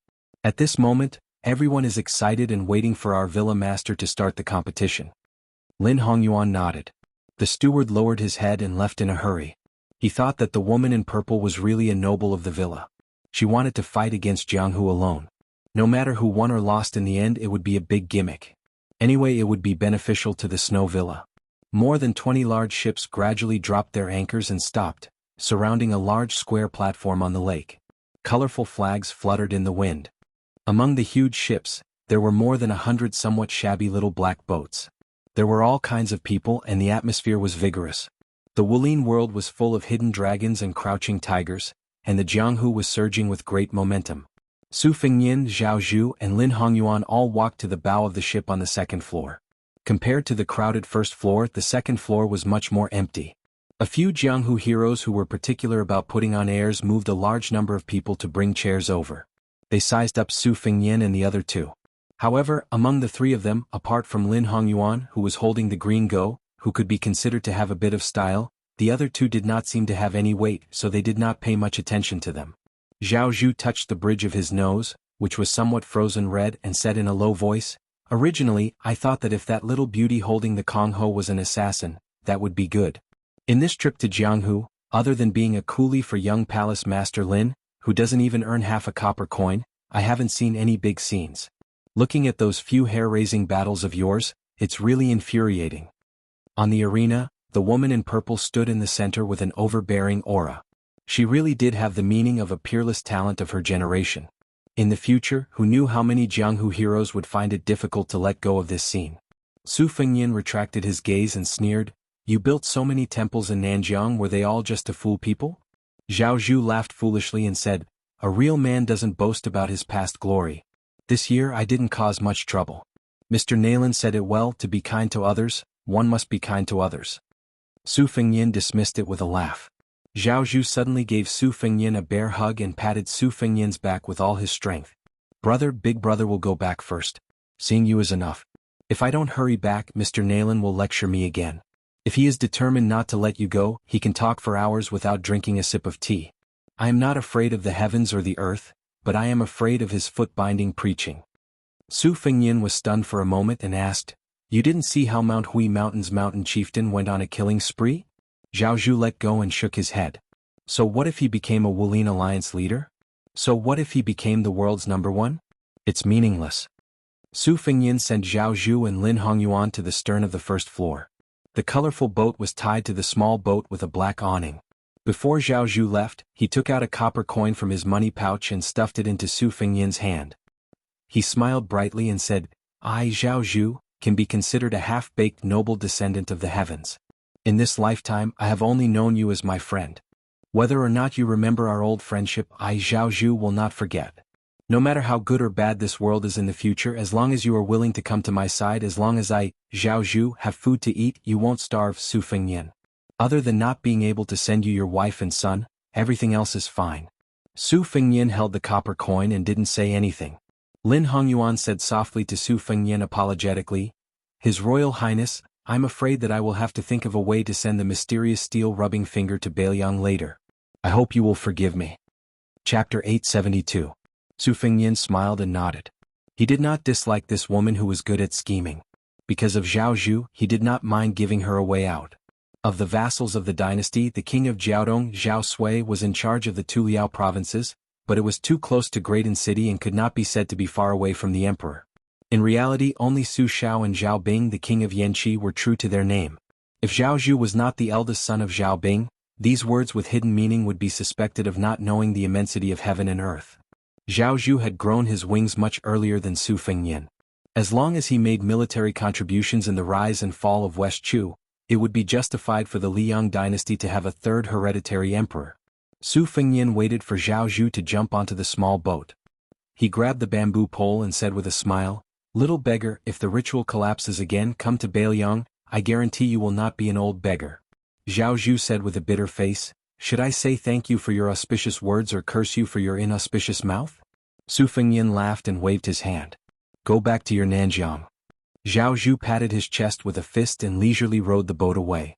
After the boat sailed out of the lake, Lin Hongyuan asked carefully, "Your Highness, how about this servant paddle the boat?" Zhao Zhu threw the bamboo pole to Lin Hongyuan and stood proudly with his arms around his chest. Lin Hongyuan dared to play tricks with Su Fengnian, but did not have the guts to play tricks with Shitzi Zhao Zhu, who had made great military contributions. Nanjiang was already in place. In reality, many people knew this, but they did not dare to think deeply and did not dare to say it out loud. Mr. Naylan was just waiting for the words, "right time." Zhao Zhu said softly, "If I become the emperor, I will not believe in ghosts and gods but in people's hearts." Lin Hongyuan almost could not hold the pole. Zhao Zhu said with a smile, "What are you afraid of?" Lin Hongyuan said with a pale face, "This servant did not hear anything."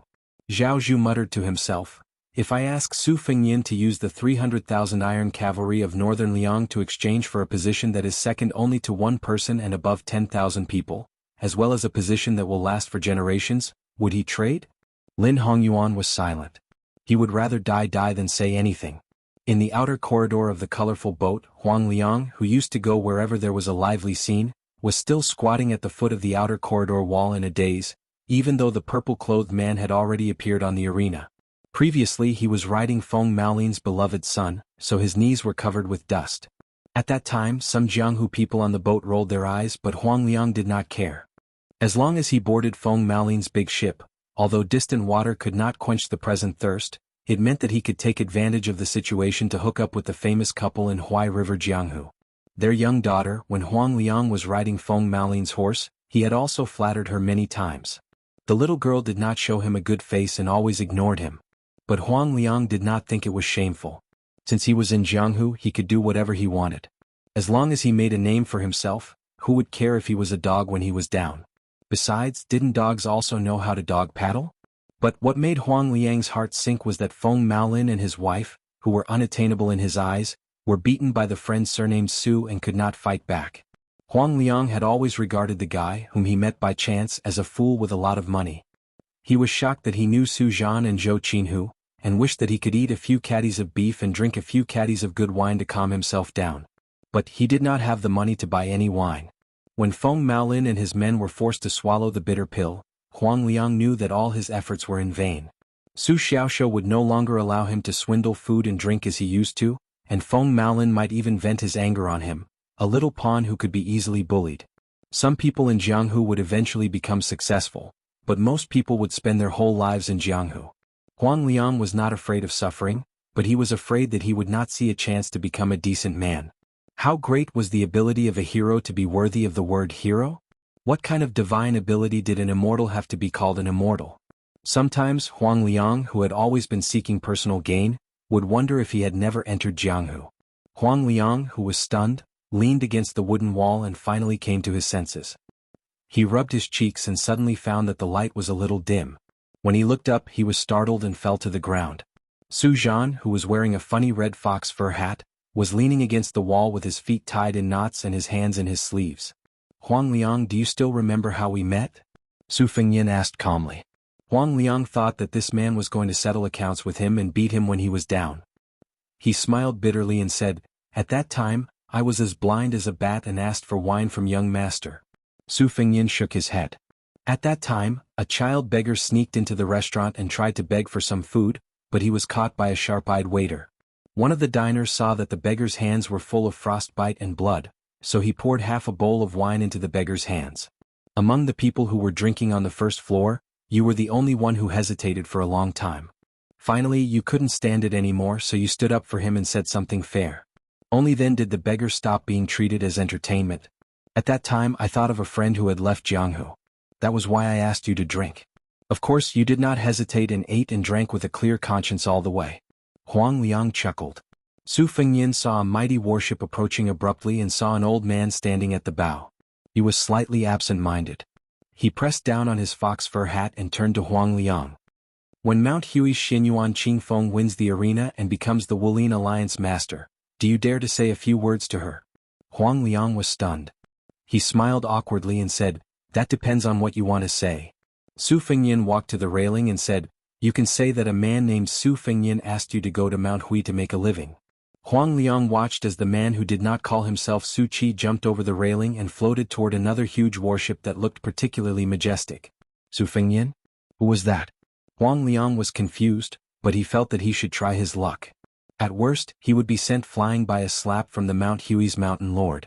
Most likely he would not die. Many years later, an old man who had Mount Hui as his backer but still failed to make a name for himself would still tell his grandson before his death that his grandfather used to roam Jianghu with that man. Chapter 873. There was no armor on the Yellow Dragon battleship. In addition to a slightly hunched old man, there was only a majestic man with a pair of silkworm eyebrows beside him. He always looked like a tiger taking a nap. A little distance behind him stood a middle-aged man with a spear.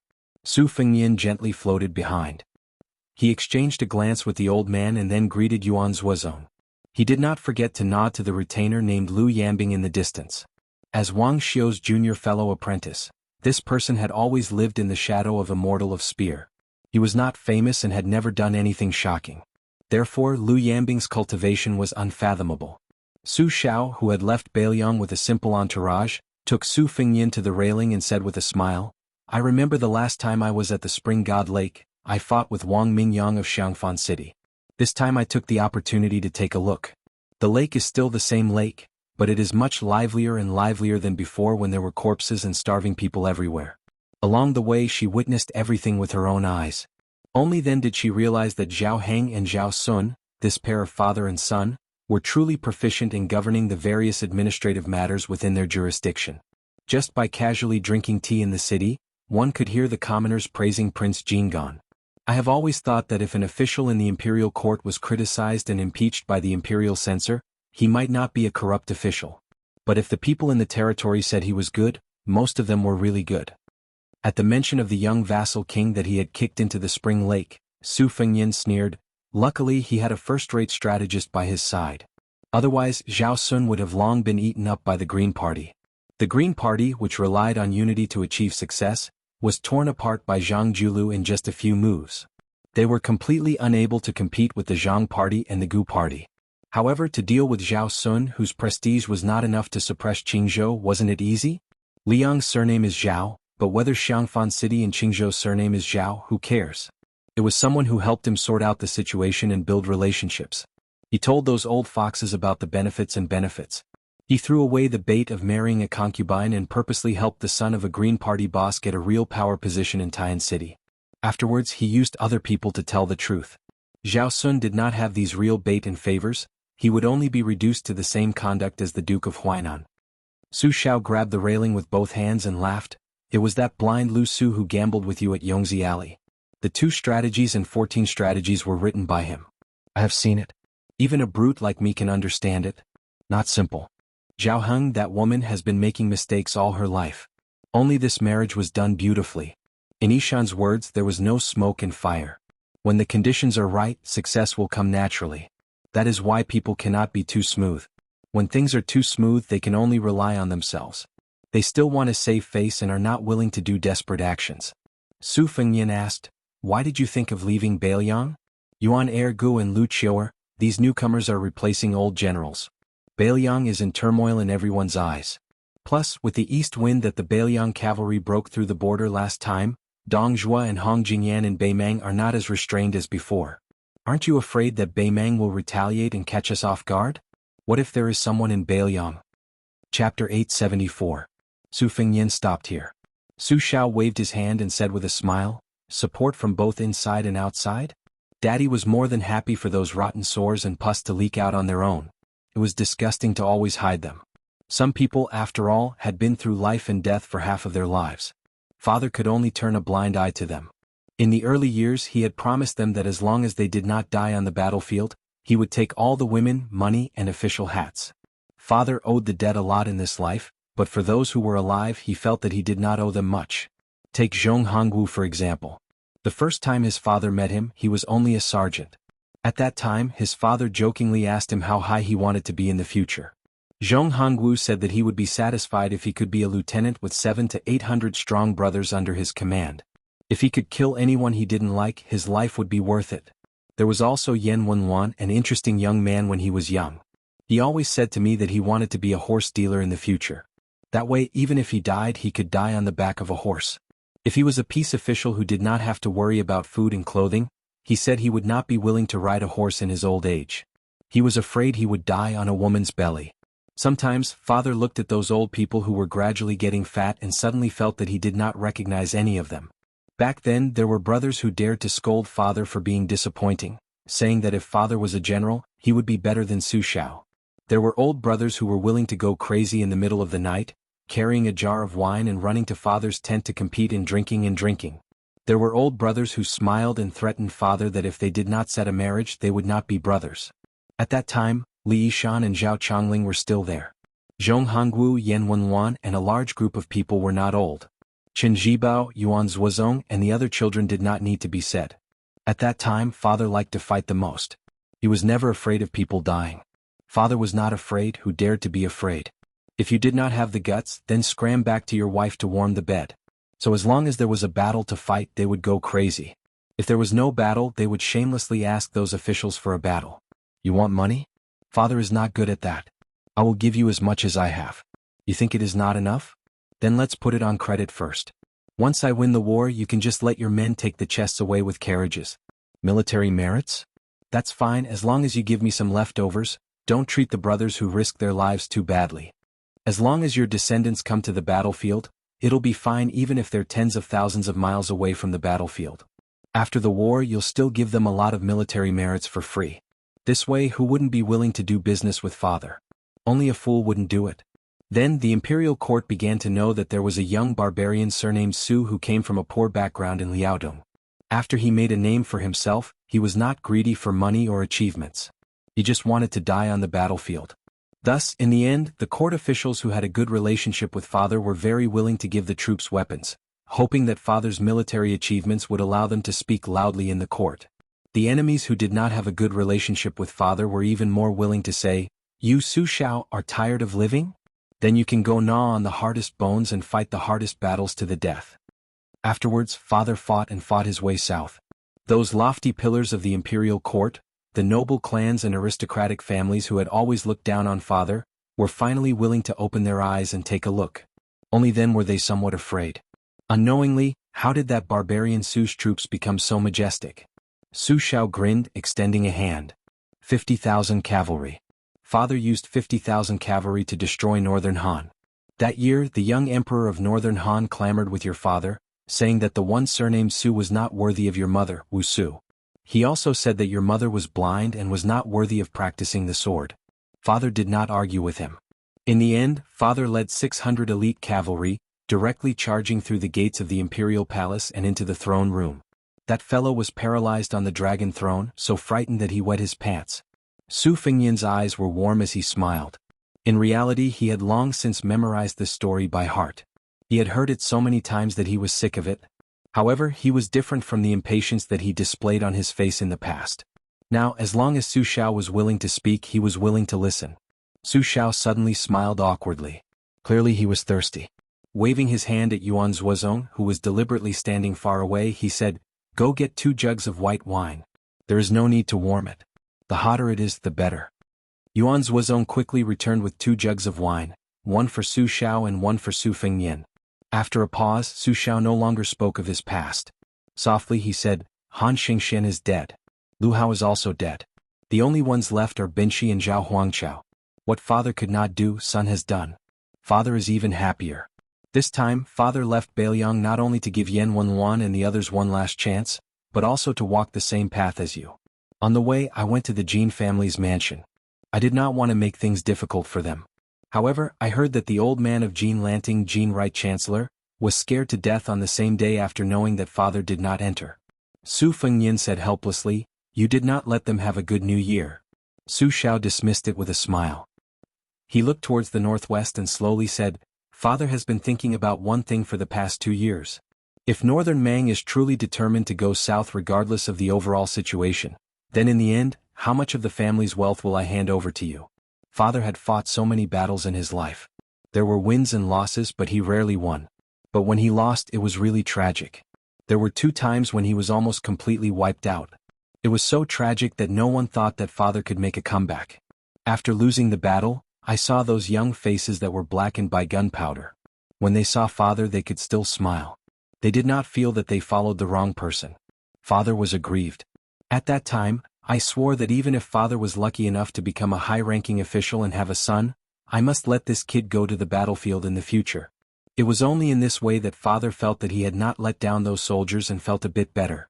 But when father really did have a son, it was like when the Zhao family wanted to invite you to the capital to be their son-in-law. In truth, father had thought of agreeing. At that time, father thought that if he had to feel guilty, he should feel guilty toward father alone. When father went to the underworld, father would apologize to old brothers. In his heart, father still selfishly hoped that his son would not suffer such a fate. Then, father took some wine to Tide Listening Pavilion to drink with Ishan. Did you know? Ishan directly threw the wine out of the room. It was only later when he heard that you had run off to roam the Jianghu that I went to drink with him to drown my sorrows that Ishan finally smiled. He drank so much that father could not stop him. So in the past few years, after many old generals took root in Bailiang, many fathers were heroes and their sons were cowards. When their sons caused many disasters, they had to clean up their messes. Some of them left some face and directly came to Mount Qingliang to beg for mercy. Some of them thought that I couldn't see and sneakily did even more wrong things. They killed people to silence them and eliminate them by the roots. Their methods were not inferior to those of the Spring and Autumn War. Some of them were even more direct. They thought that since father had risked his life to build his family business with Su Xiao, it was no big deal for his own son to kill a few people and bully a few women. Murder and arson became a matter of course. Why didn't they think about why they were willing to put their lives on the line to fight Su Xiao back then? Why did they not hesitate to kill officials? Su Xiao fiercely gulped down a mouthful of wine.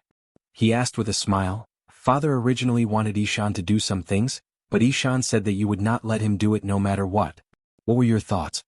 Su Fengnian calmly said, "You have a notorious reputation in this lifetime. Do you think you haven't been cursed enough? Only among the old generals and soldiers of Bailiang do you still have a good reputation. You're not afraid of being scolded for not cherishing old feelings, but I am. Before those new emperors ascended the throne, the previous emperors would quickly help remove the imperial schemes of those old meritorious men. Don't use them on Bailiang. If it were me, you would more or less be at ease, and I would have even less of a burden." Zhong Hongwu was just killing the chicken to warn the monkey. In the future, in Bailiang, favors are favors and rules are rules. If anyone uses favors to break the rules with me, I will have them pack up and scram. This time, when I return to Bailiang, I will first go to the desert in the west and win over the hundreds of thousands of sinners who can mount and fight. After that, I will travel all over Bailiang's territory. I don't believe that I can't walk through Liangjiang Lake and Beimang before I can walk through my own Bailiang." Su Xiao nodded with gratification and continued to drink. Su Xiao swallowed the last mouthful of strong liquor and shook the empty flask. He said softly, "When we arrive in Bailiang, don't be in a hurry to win over the sinners' forces supported by Mount E. Accompany me to take a look at the Bailiang cavalry first, okay?" Su Fengnian bit his lip and smiled. How can a father always ask his son if he's okay? Su Xiao threw the flask into the lake and also smiled. How can a father repeatedly ask his son to go out and take risks? Su Xiao put his hands in his sleeves and looked up at the sky. He narrowed his eyes and said, "Last time I might have been busy killing people along the way and didn't feel it. Now I know that the south is cold to the bone. Father is old." Su Fengnian silently took off his red fox fur hat and pressed it on Su Xiao's head. He gently pulled it down and covered the old man's ears. The old man moved his lips and suddenly turned around. It was as if he didn't want his son to see his old tears and his heroic past. Chapter 875. That woman who had relied on her talent to enter second place on the Rouge commentary board, the young Dejia Wang, was second only to Su Weisheng in the commentary board. However, after she wrote The First Snow in the East Wing, there was no longer any news of her. She was like a clay ox that had sunk into the sea. She no longer had the grandeur that made all the scholars and beauties in the world avoid her. It had to be known that even the Nyang in Tian City had once read The First Snow in the East Wing, and Princess Consort Jinggan, who had died for love in Xiangfan City, was the same. On the other hand, the rotten scholar of Liyang felt as if a huge rock had been lifted from his heart. This woman had probably finally stopped using words to harm the world. Only the Wang family on Mount Laoshan of the Spring God Lake knew that in the past 2 years, their young Mrs. mind had not been on Mount Laoshan. No matter the wind or rain, no matter how heavy the snow was, she would go to the lakeside tea house to sit for a while. She would look to the east and the north without a fixed number. In the past, whenever their young miss was unhappy, she would play polo and play on the swing for a while. The swing could be as high as a 2-story building. Even the most daring men would be speechless when they saw it. But it was different now. She was reserved and always sat on the swing in a daze. Occasionally, when she realized that the swing was not moving, she would gently stand on her tiptoes. Many people in the world were looking forward to it, but Miss just ignored them. Especially now that it was winter, she talked about hibernation and slept until she was old.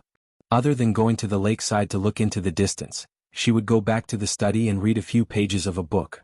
Then she would mumble that she was sleepy. The maid would grind and hand her a brush, and then she would find all kinds of excuses to be lazy. Was this still the Wang Dongxiang who dared to boast? Before I pick up the brush, I go to see the sages, immortals, and Buddhas. After I pick up the brush, the wind is clear, the moon is clear, and the ghosts and deities come to worship me. Was this still the Wang Dongxiang who dared to boast? Before I pick up the brush, I go to see the sages, immortals, and Buddhas. After I pick up the brush, the wind is clear, the moon is bright, and the ghosts and deities come to worship me. Fortunately, the old master, who had earned a lot of money, did not care about these things. Even if there were noble families of equal status who came to propose marriage, he would still refuse them one by one. In the dusk of Mount Mao, some people went down the mountain while others went up the mountain. The one who went down the mountain and boarded the ship was the richest man in Qingzhou, Wang Linquan, who had recently withdrawn from the salt and iron business behind the scenes. His eyes were brimming with tears and he was extremely excited. The one who left the ship and went up the mountain was a gray-haired young master. Unknowingly, he came to Wang Chudong's boudoir. When a maidservant saw the man with clear eyes, she did not know why her annoyance disappeared. However, it seemed that he was not like this in the past. At that time he was wearing a white robe and a jade belt, elegant and elegant. That pair of red phoenix eyes gave people the feeling that they were filled with water. Any unmarried woman who saw him would tremble a few times. Now that she saw him again, this maidservant intuitively felt that he had changed a lot. As for what had changed, she did not know. It was just that the steward who led the way had told her that the young miss was still lazily hibernating. When the steward arrived at the gate of the courtyard, he respectfully turned back. He did not say much, but the maidservant clearly saw that when the steward was secretly sizing up the young master, the fear in his eyes was like a mouse seeing a cat. It was like a mouse seeing a tiger. When he arrived at the warm and comfortable hall, there were only 3 maidservants in the building. The other 2 also followed the sound with light footsteps. When they saw him, they were surprised to see him. He asked for a pot of spring spirit lake tea that did not have the smell of miscellaneous earth and wood. He brewed the tea himself and did not bother the maidservants. Even if the tea was often of little value, it was fragrant and clean. He did not forget to pour a cup for each of them. This made the several young girls, who were used to being close to each other, feel flattered. However, his tea brewing technique was clumsy and immature. Even if it was not bad in the eyes of the 3 girls, they did not dare to point out. After drinking the tea, the young guest looked at the sky.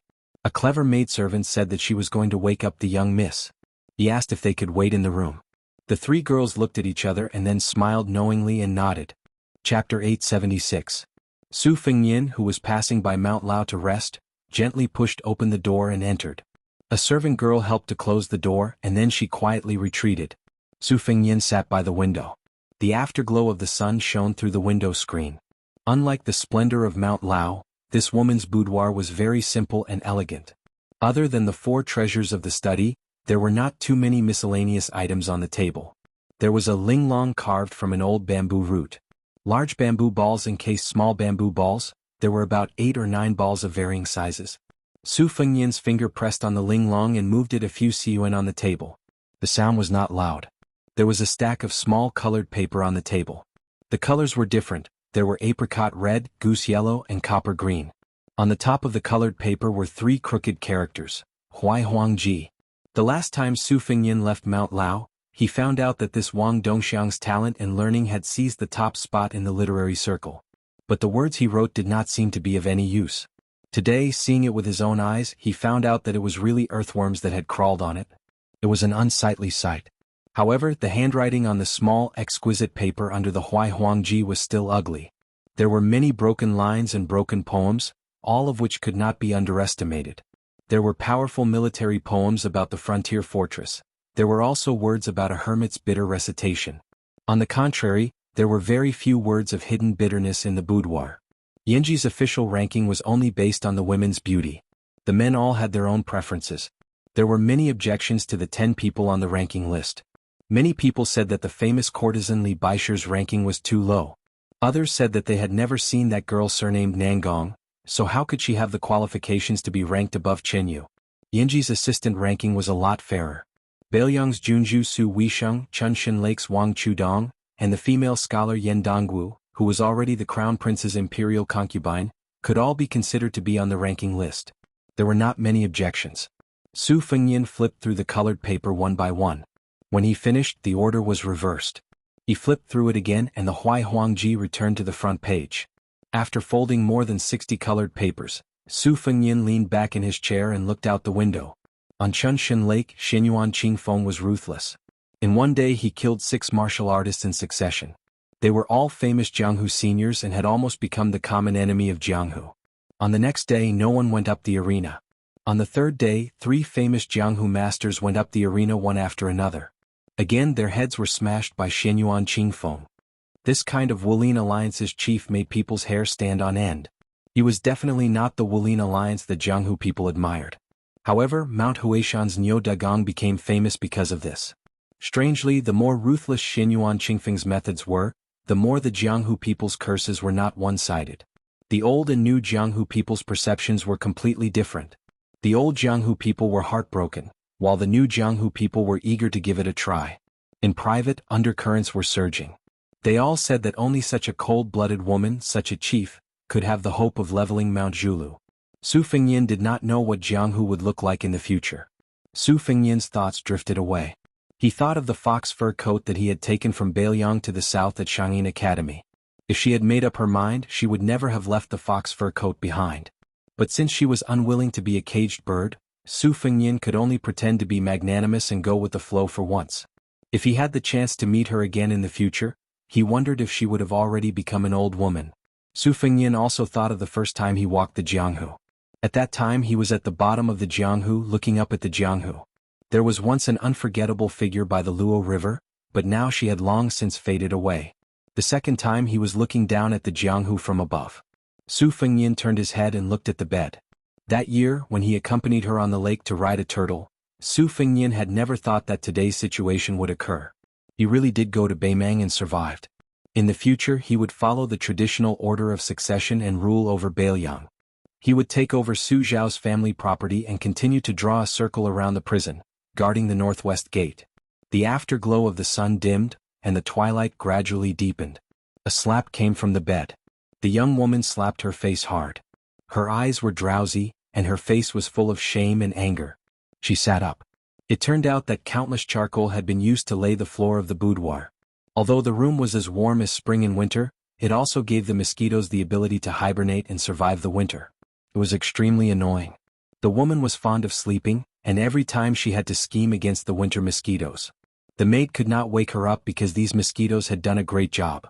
After the woman sat up wrapped in the embroidered quilt, she bared her fangs and brandished her claws. She chased after a winter mosquito that bit her. Resentfully she returned without success. She could not bear the cold outside the quilt and muttered that there was actually a mosquito in the world that could escape from this heroine's lynxy finger. Then she went back to sleep with her head covered. She probably felt that it was not good to be so dispirited, so she hid in the quilt and muttered for a long time. Finally, she poked her head out and looked at the study table where the light was the brightest. It was empty and the young girl was a little absent-minded. Some unspeakable grievances appeared in her limpid eyes. She stretched out 2 fingers and pinched her cheeks hard. Only after a moment of pain did her sleepiness disappear. She absent-mindedly got up and put on her clothes. During this time she shrank back into the warm quilt several times. She was too lazy to wear boots and only put on her socks before she landed on the ground. She finally had the temperament of a great writer, Wang Dongxiang. She was virtuous and graceful, and her eyes were especially lively. She sat cross-legged on the chair, holding her breath and concentrating, grinding and picking up the brush. However, after just one stroke, she was defeated by her own handwriting. She felt that it was really ugly. Her heroic spirit was suddenly gone and she sighed. Bored to death, she held her chin with one hand and prepared to flip through the colored paper. Suddenly her eyes widened. On the page of the Huai Huang collection, there was an additional line of small characters. In addition to the current year, month and date, there was also the 4 words, "Here is a tour." Compared to Wang Chudong's handwriting, it was naturally thousands of miles away. Wang Chudong knocked open the door. She did not bother to put on the necessary warm fur coat for going out, nor did she care about the calls of her personal maidservants. In one breath, she ran to the ferry by the lake at the foot of the mountain. Her pair of socks were covered in dirt. Wang Linquan, who loved this only daughter the most, panicked and ran down the mountain, his face full of heartache. Wang Chudong looked at the old man and said with a crying voice, "I will never sleep in the future." Wang Linquan grinned, contrary to common sense, and did not comfort her. Instead, he added insult to injury, "In the future, if you don't know how to manage the household, let's see who dares to marry you." Wang Chudong sniffled and wanted to cry but had no tears. Suddenly, she was pulled under the armpit by someone behind her. She turned around and stepped on the back of that person's shoes. That person smiled and said, "Only I would dare." Chapter 877. In the ink-black night, the 2 carriages drove into an inconspicuous alley. The luxurious and spacious carriage made the alley seem even narrower and narrower. As the base of the Green faction, Xiangfan City was clearly divided between wealth and nobility. Rich nobles like Wang Linquan, because they did not have a family background or scholarly achievements, even if they had a residence in the city, they did not live there for long. Noble nobles like the Lu family, who had a pillar of the country as their family's mainstay, hid in the city with the other families. On the 2 sides of the alley, their residences were almost the same size as the residences of the imperial family.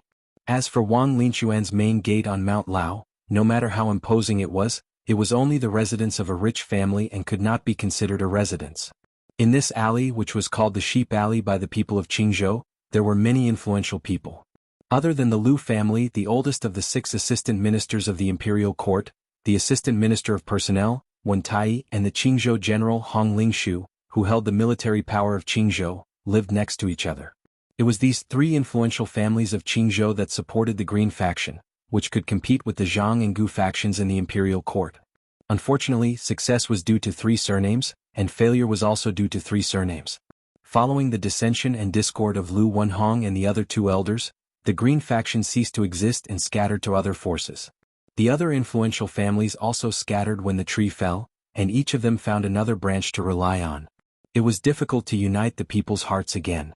If someone could look closely, they would find that the threshold was in line with the status of the owner of the residence. It was much higher than that of an ordinary family. The rules here were insurmountable. People said that families of equal social status were like carps leaping over the dragon's gate. On the Sheep Alley, the Lu family's residence was the most talked about in the marketplace. When the residence was built, the 2 main gates were directly carved from a tree, which was then made into a door and transported over. Such a huge tree was destined to be too big for 2 people to wrap their arms around. It was said that the threshold of the Lu family's residence was so high that many children had to climb over it. Commoners usually had to take a detour around the sheep house lane. There was no way for them to get close to this alley, so they didn't have the ability to go to the Lu family's front door to investigate. A kind old man with snow-white eyebrows stood at the foot of the steps of the mansion's entrance. He was holding a bamboo lantern, and the candlelight was swaying slightly, illuminating the old man's kind face. 60 years old was already considered old, but the old man was actually 80 years old. Beside him, the eldest legitimate grandson was also almost 40 years old. The man had an elegant appearance and wore a gorgeous 4th-rank brocade official's robe. He was originally an upright official with a good reputation. However, as the end of the year approached, there were many affairs to attend to. These days, in addition to sitting in the yamen, he also had to visit his superiors and entertain his colleagues in the prefecture. There were also young scholars who came to ask for advice. These were all trivial matters that could not be neglected. Originally, he was supposed to stay up all night to deal with a large pile of thin documents, but the mansion servants informed the old ancestor at the last minute that he had to rush home.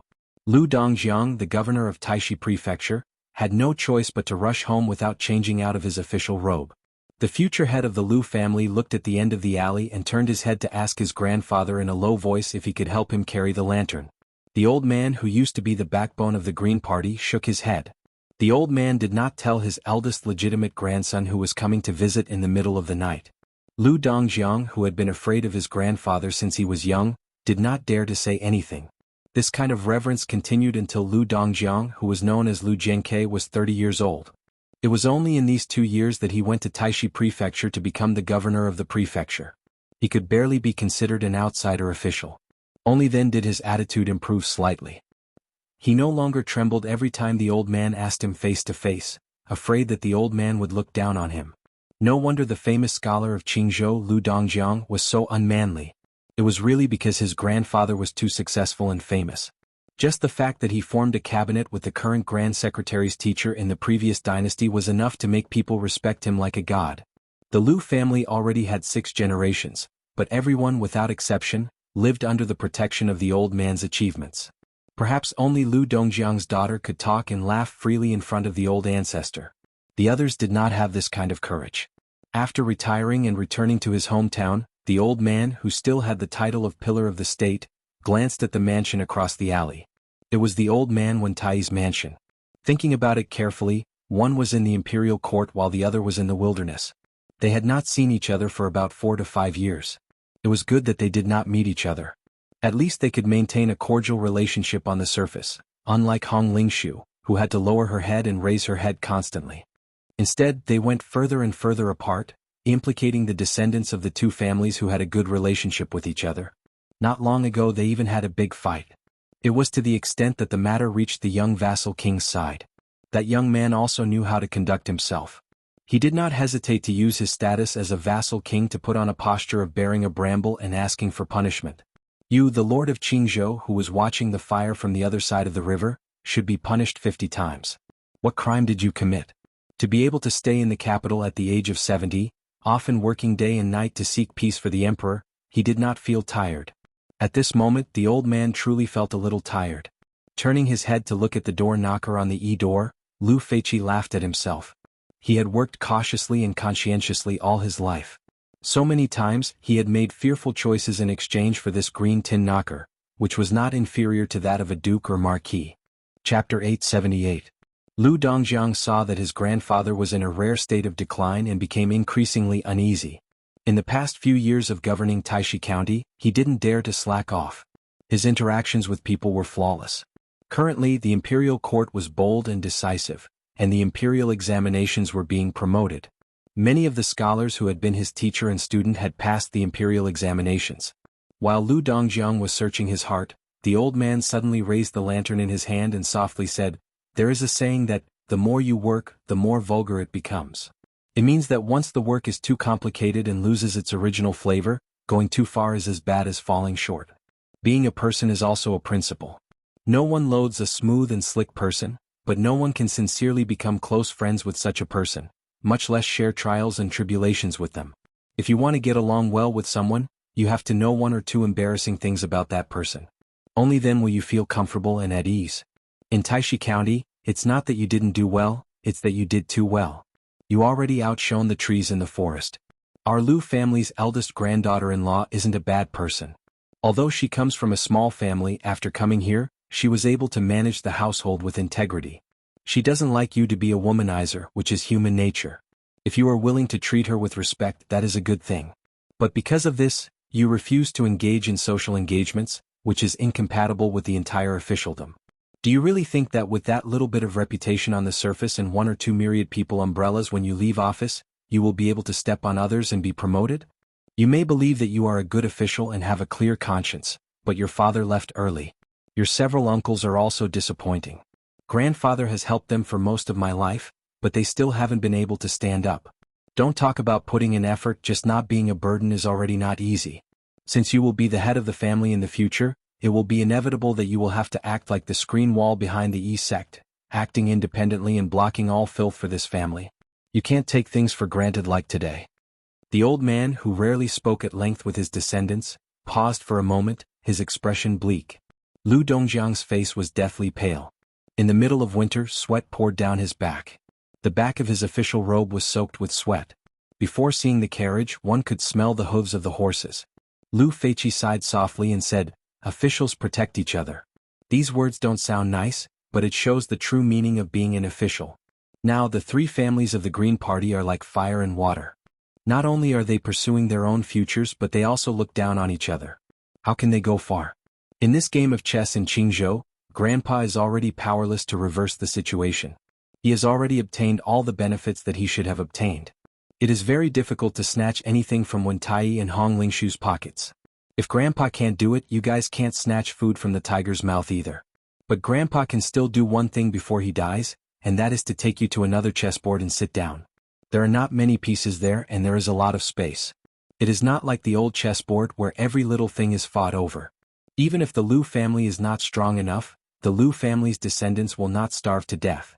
Lu Dongjiang once had a secret meeting with the old man and Beiliang's Chu Lushan on the Spring God Lake. Although he did not participate in the conversation, with his wisdom, he was able to grasp the clues. Moreover, Lu Qingyan secretly returned to Beiliang. It was just that Lu Dongjiang did not want to think too deeply about it. Not to mention the hardships of Beiliang, the key point was that it was like a pile of eggs. Lu Dongjiang was born in peace and was used to a peaceful life. Even if his daughter could become a concubine of a feudal lord, he did not feel any glory. A moment of joy in exchange for the execution of his entire family, Lu Dongjiang was so scared that he woke up in the middle of the night several times, but he did not dare to question his grandfather's decision. As the sound of horse hooves became clearer and clearer, Lu Dongjiang gathered his courage, gritted his teeth and said, "Grandpa, on the old chessboard, even if the Lu family was declining day by day, they could still hope that a national player would appear in the future to take back their lost land. But on that chessboard that may collapse someday, no matter who the Lu family's chess player is, they will only end up losing the game. Do you really want to change it?" Lu Feiqi narrowed his eyes. Lu Dongjiang was sweating profusely, but he did not dare to wipe it away. After he said what was on his mind, his imposing manner was greatly reduced. He lowered his head and said, "It is my fault." The old man, who had never thought that he would smile in front of his eldest grandson, would laugh heartily for the first time. He patted Lu Dongjiang's shoulder and said, "Dongjiang, Grandpa has waited for this day for many years." Lu Dongjiang suddenly raised his head, his face full of disbelief. Lu Feiqi looked at the dim alley of sheep houses at the end and said with gratification, "Blindly worshipping the past is not good. It is the same as writing poems and being a person. If you don't even have the courage to say no to Grandpa in this lifetime, Grandpa will be very disappointed when he closes his eyes. The reason Grandpa favors Yen is because she is smarter and more tactful than all of you. She knows when to nod and when to shake her head. Grandpa has been in the 3 ministries in the capital all his life and has been kneeled to by so many people. Many of them are now ministers of the 6 ministries. How many words of flattery have Grandpa heard? If he goes to the capital, even Bai Yen will treat him with respect. How can Wen Tai and Hong Lingshu compare to your grandpa? Not to mention that one of them has to wag his tail and beg Zhang Julu for pity. When a person eats too much bird's nest and shark's fin, inadvertently eating a home-cooked dish will only increase their appetite. But then again, at Grandpa's age, it is inevitable that his eyesight is blurred. If you ask who is standing 50 steps away, Grandpa will definitely not be able to answer. But when looking at the current situation, Grandpa should be more far-sighted than you. Besides, my gambling skills and luck have always been good. This is my last bet, the heavens will give me some face. The depression that had accumulated in Lu Dongjiang's heart for many years disappeared, and he was in high spirits. The old man smiled and said, "A fine bird chooses a good tree. I'm afraid that the tree is not reliable and changes its allegiance. I'm afraid that the building will collapse. But the atmosphere in Beiliang doesn't look like it is about to decline. It is clearly a situation where the family is becoming more and more prosperous. In the past, the branches were strong and the branches were weak, so it was not easy to climb up to them. But now the main branch is gradually growing stronger." When Grandpa was on his way back to his hometown, he discussed the world situation with a person surnamed Huang. He said that as long as the family could withstand 2 consecutive trips to the capital, it was worth it for outsiders to bet all their assets. Grandpa deeply agreed with this, which led to tonight's meeting and the subsequent departure of the Liu family from their hometown. The descendants of the Liu family are both good and bad. In the future, there will definitely be people who will rush to Beiliang to take root and become arrogant because of Yen'er's status. As the head of the family, you don't need to restrict them too much. Choose a few members of the Liu family who can't take on important responsibilities and abandon them as pawns. Take the initiative to help the new Prince Liang punish the chickens to warn the monkeys. Beiliang will most likely remember this old favor. If you want the bonsai in the garden to look good, you have to cut it. You have to make a choice. There is no such thing as a good thing in the world that you can't let go of. Lu Dongjiang was both frightened and enlightened. He said, I will definitely remember this in my heart. The old man, who had been holding the lantern all this time, narrowed his eyes and did his best to look at the carriage that was gradually approaching. His original gentle tone became a little more hurried. Grandpa really hopes that in the future, when there is a political crisis, the Liu family will have an old man like Grandpa who can dispel the fog and give advice to the descendants. This is Grandpa's greatest wish. Lu Dongjiang's expression suddenly changed dramatically. He said sadly, Grandpa, you're not coming with us to Beiliang? The old man sighed and finally slowly handed the lantern in his hand to his grandson. He smiled and said, the Liu family has a new master, but someone has to give the old master an explanation. What is started must be finished. This is also a kind of sacrifice. Besides, it's the Qingming festival and the tomb is empty. It's not right. Lu Dongjiang took the lantern, which was actually light, but it was as heavy as 10,000 caddies. After the old man handed the lantern over, he seemed to be both disappointed and relieved. He didn't turn his head. He just pointed at the eaves of the mansion behind him and said in a low voice, remember one thing. When you are under someone else's eaves, it is your duty to lower your head and do things. But don't forget to raise your head and do things. Because this is a duty that we can't abandon from the moment we were born. The old man quietly straightened his back and looked at the king of Beiliang, who was walking down from the carriage. Back then, the young general refused to admit defeat after he had used up all his capital. In order to make a comeback, he begged a group of high-ranking cabinet elders for soldiers and horses. He stood in the torrential rain from dawn to dusk. And he, Lu Feiqi, was one of the cabinet elders back then. The old man, who no longer had a lantern in his hand, slowly closed his eyes with a smile on his face. Lu Dongjiang turned pale with fright. He hurried forward to support the old ancestor of the Liu family, who was falling backward. He immediately burst into tears. The lantern in his hand fell heavily to the ground. The man died and the lantern went out. Chapter 879. Nearly 15,000 words. If you break it up, it'll be 5 chapters. But I won't play this kind of pointless trick, so I still owe 5 chapters this month. I'll pay it back slowly. P.S.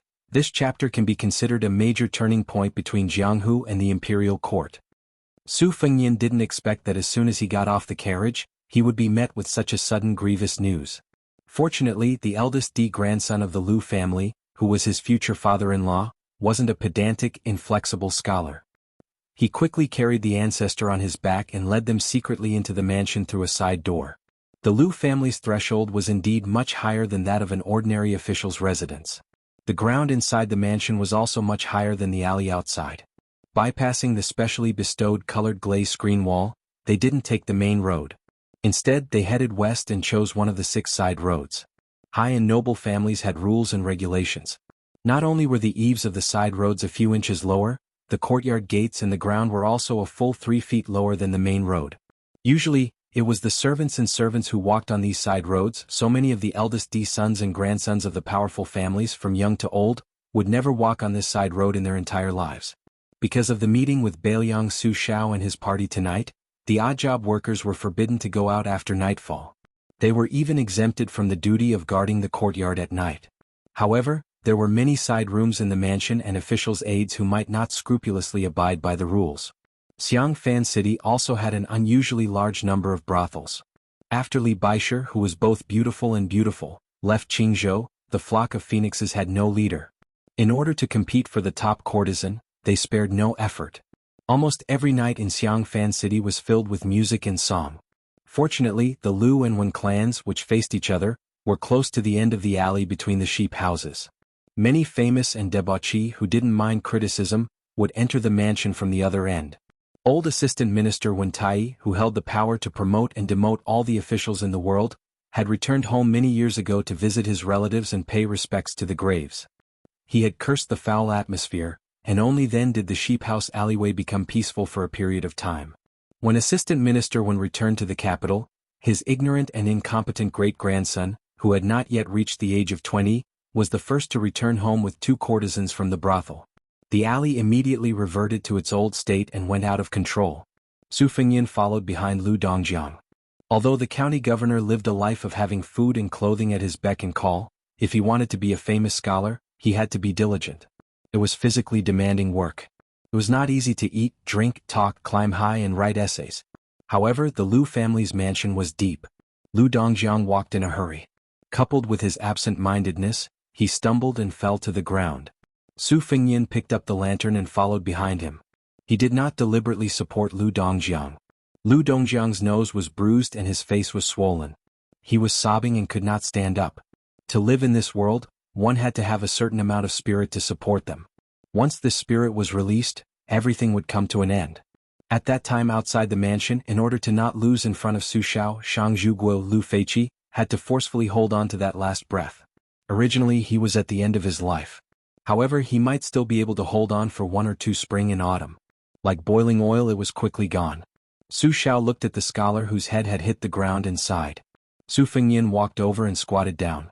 He stuffed the bamboo lantern into Lu Dongjiang's hands and carried the old man's body on his back. Lu Dongjiang sat on the ground. His face was pale. He wiped his tears and stood up. He hesitated for a moment. In the end he did not speak and walked forward silently. Lu Dongjiang said softly, "The old ancestor has left." Lu Qingyan stood at the door of the side courtyard. When she saw this scene, she covered her mouth and did not dare to cry out. In front of Su Shao and Su Fengyan, Lu Dongjiang still had to do his best to maintain the bearing of an aristocratic son. His lips trembled when he saw his daughter's pitiful appearance. He leaned against the wall with one hand. On the contrary, Lu Qingyan, who had just received the bad news, suppressed her sobbing and comforted her father gently.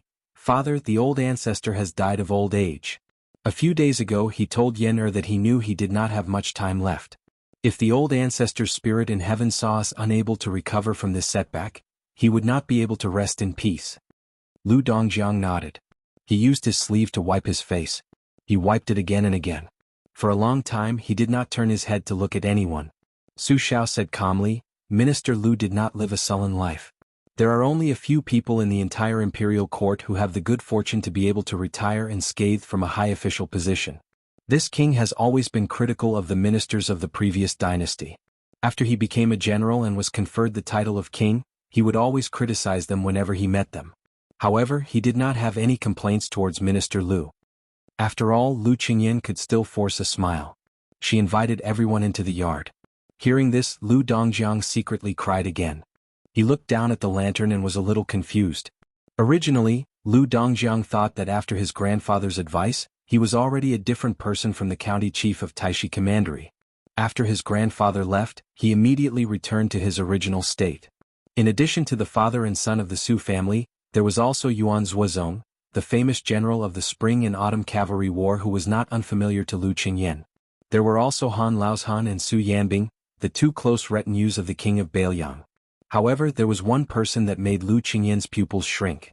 She recognized the young woman. She was Wang Dongxiang of Laozhan Mountain.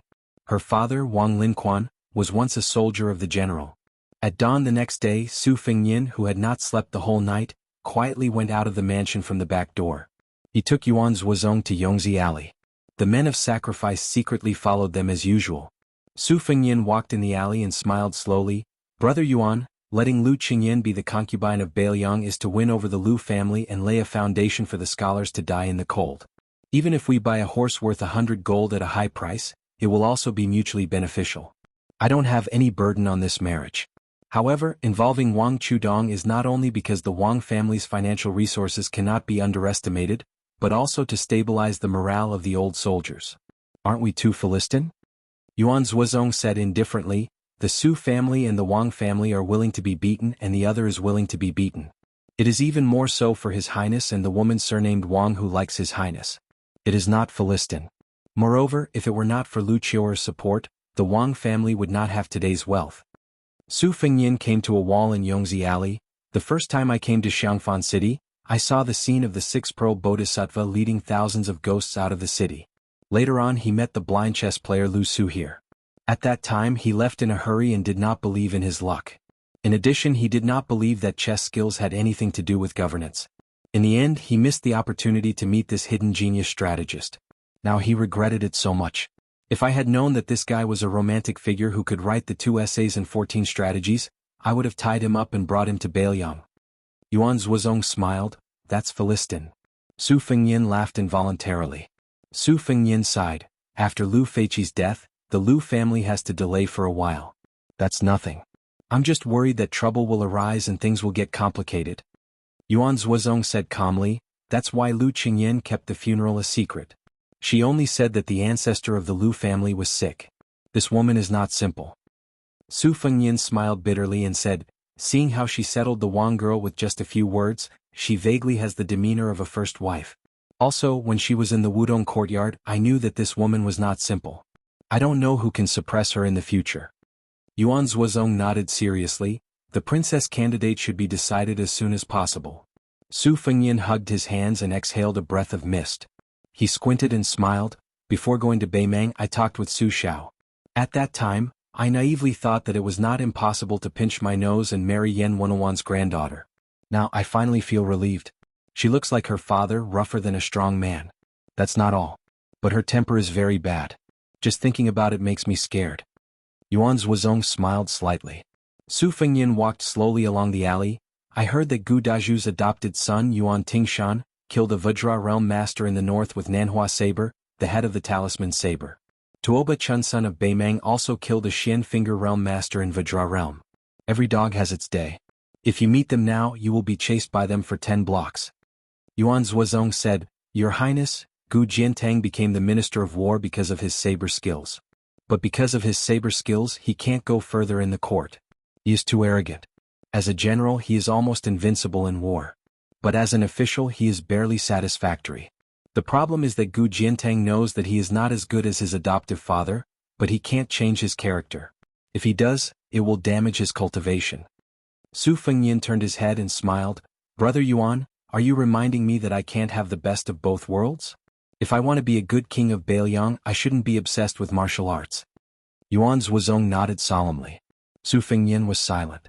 When they were about to turn out of Yongzi Alley, he suddenly said, Brother Yuan, you probably know my temperament. Sometimes I can't change my mind. If I go the wrong way, no one will be willing to blame me.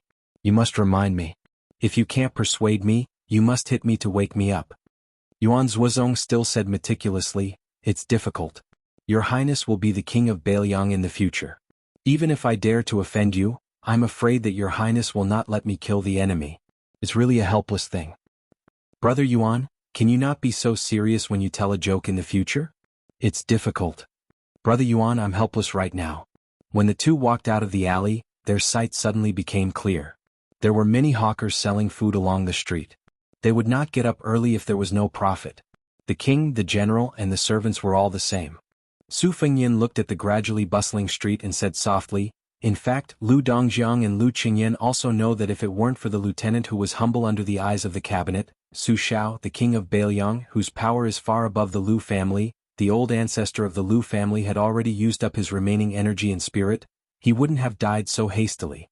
If it's the Su family who forced Lu Feiqi to death, it's not wrong to put the blame on us. I'm afraid that Lu Qingyan can endure this resentment, but Lu Dongjiang may not be able to. It's difficult for an upright official to solve a family dispute.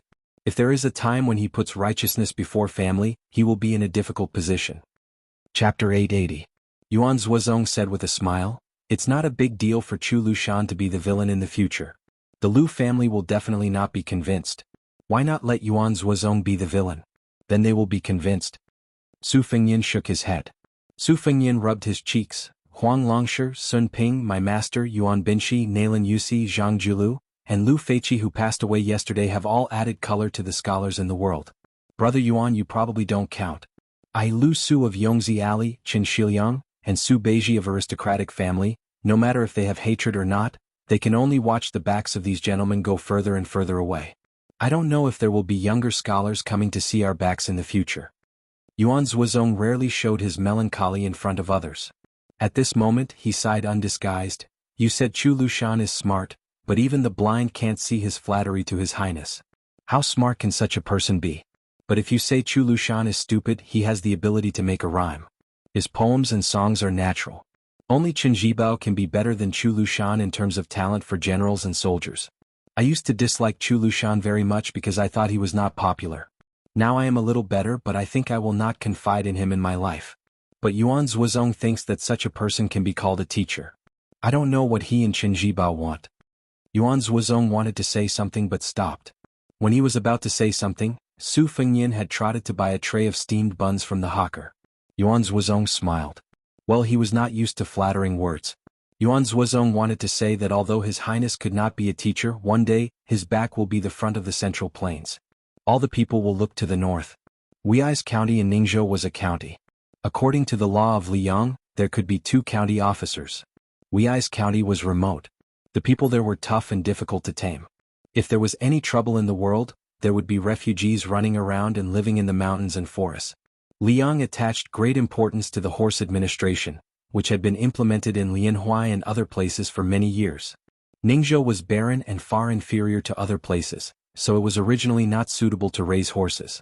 However, as one of the 13 old provinces of Liyang, Ningzhou was selected from among the short ones and was also included in the horse administration.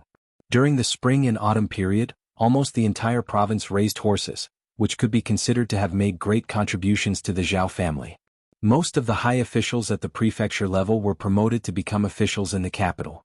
However, the people in Ningzhou were in dire straits, leaving behind a mess that was riddled with holes. Until now, there were still thousands of horse bandits in Ningzhou. The horse problem was the most serious one in the imperial court. The year before last, a county governor was appointed, but his head was cut off by dozens of horse bandits in Yangchang Slope, which was the crossroads between the north and the south. His official uniform and official seal were scattered all over the ground, which shocked the imperial court. The emperor of Zhao family was furious. He sent a minister of the Ministry of War, who was a member of the imperial family, to lead 800 elite soldiers to suppress the bandits. They won one battle after another and beheaded more than 100 bandits. Later they were impeached by the imperial censor. Only then did the imperial court know that horse bandits were cunning.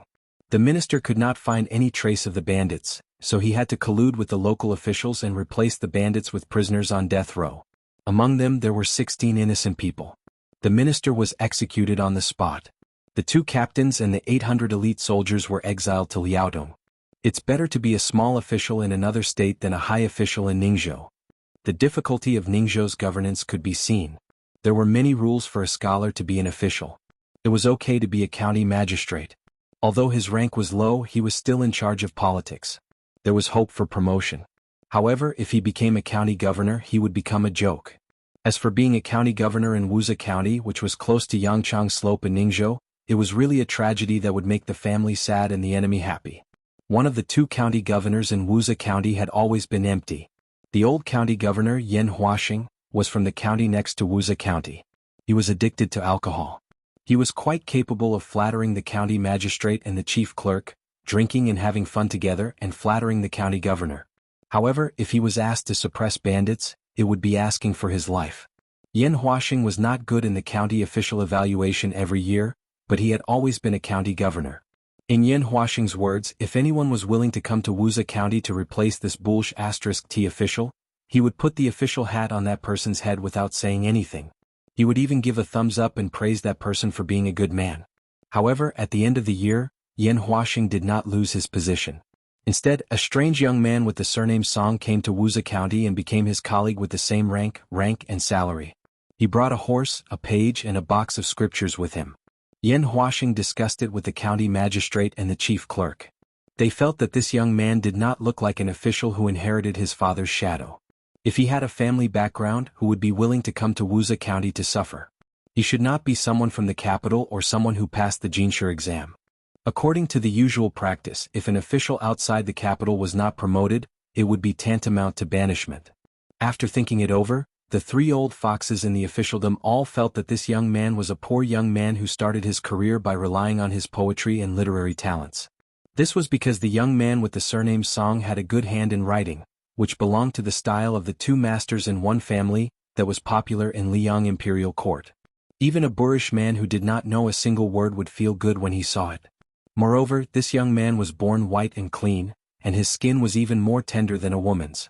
Yan Huaxing did not think that this young man would be able to gain a foothold in Wuxia County, so he did not bother to ostracize him. As long as he could not bear the hardships, he would definitely be fired. However, Yan Huaxing soon complained incessantly. This young man with the surname Song was really addicted to being a county magistrate.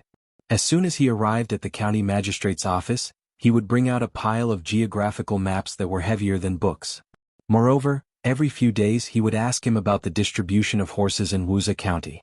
If this young man did not know the ways of the world, humbly ask for advice and give him face every time, and did not forget to bring a pot of high-quality apricot blossom wine every time, the hot-tempered Yan Huaxing would have already glared and cursed at this young man. When winter came, even the small places were particular about the poverty of small places. County Magistrate Yan and the local nobles of Wuxia mostly wore fox fur robes, mink outerwear and mink hats. The rich people of the county gathered here because they had no choice but to do so. Other than Wuxia County, there was no safe place. When outsiders first entered this place, most of them mistakenly thought that it was a peaceful and prosperous place. The county magistrate's grievance drum had long been worn out. Even if someone wanted to beat it, they could not find a drumstick, let alone make a sound. In the hall, there were 2 storehouses for East money and West grain. The weapons in the storehouse were rusty. The reason why the few spears were not rusty was because they were used by the soldiers of the county magistrate's office. When they saw a dog on the street, they would knock it out and drag it back to the magistrate's office to eat dog meat. Then they would raise money to buy a few pots of wine. The entire magistrate's office could smell the fragrance of the wine. Naturally, the few officials would not be interested in this kind of food that could not be eaten at a banquet. However, the young official who was given the nickname of Little Song County Magistrate once followed the fragrance and found a group of stunned shrimp soldiers and crab generals. Then he sat down calmly and did not stand on ceremony. He ate meat and wine with his subordinates. After that, he left a bag of copper coins, saying that if there was dog meat to eat next time, he would pay for the wine. This made the group of miscellaneous officials immediately smile. This Little Song County Magistrate was a good person. It did not matter whether he was an honest official or not. They were too lazy to think about it. However, he would definitely be a good official who was easy to deal with. The magistrate and the registrar who lived in the back of the county magistrate's office had been watching coldly from the sidelines. After waiting for more than 10 days, they saw that the new county magistrate did not have the intention to touch the money and grain. He also did not want to make 3 rounds of fire for a new official. He did not want to make a mess in the county where there were so many rich playboys. The 2 officials were relieved and became closer to this new colleague who was unfortunately transferred to Wuxia. Although he was still somewhat reserved and arrogant, he would at least smile when they met and exchange a few words of greeting. There was originally a residence in the back of the county magistrate's office. The house and courtyard occupied a large area.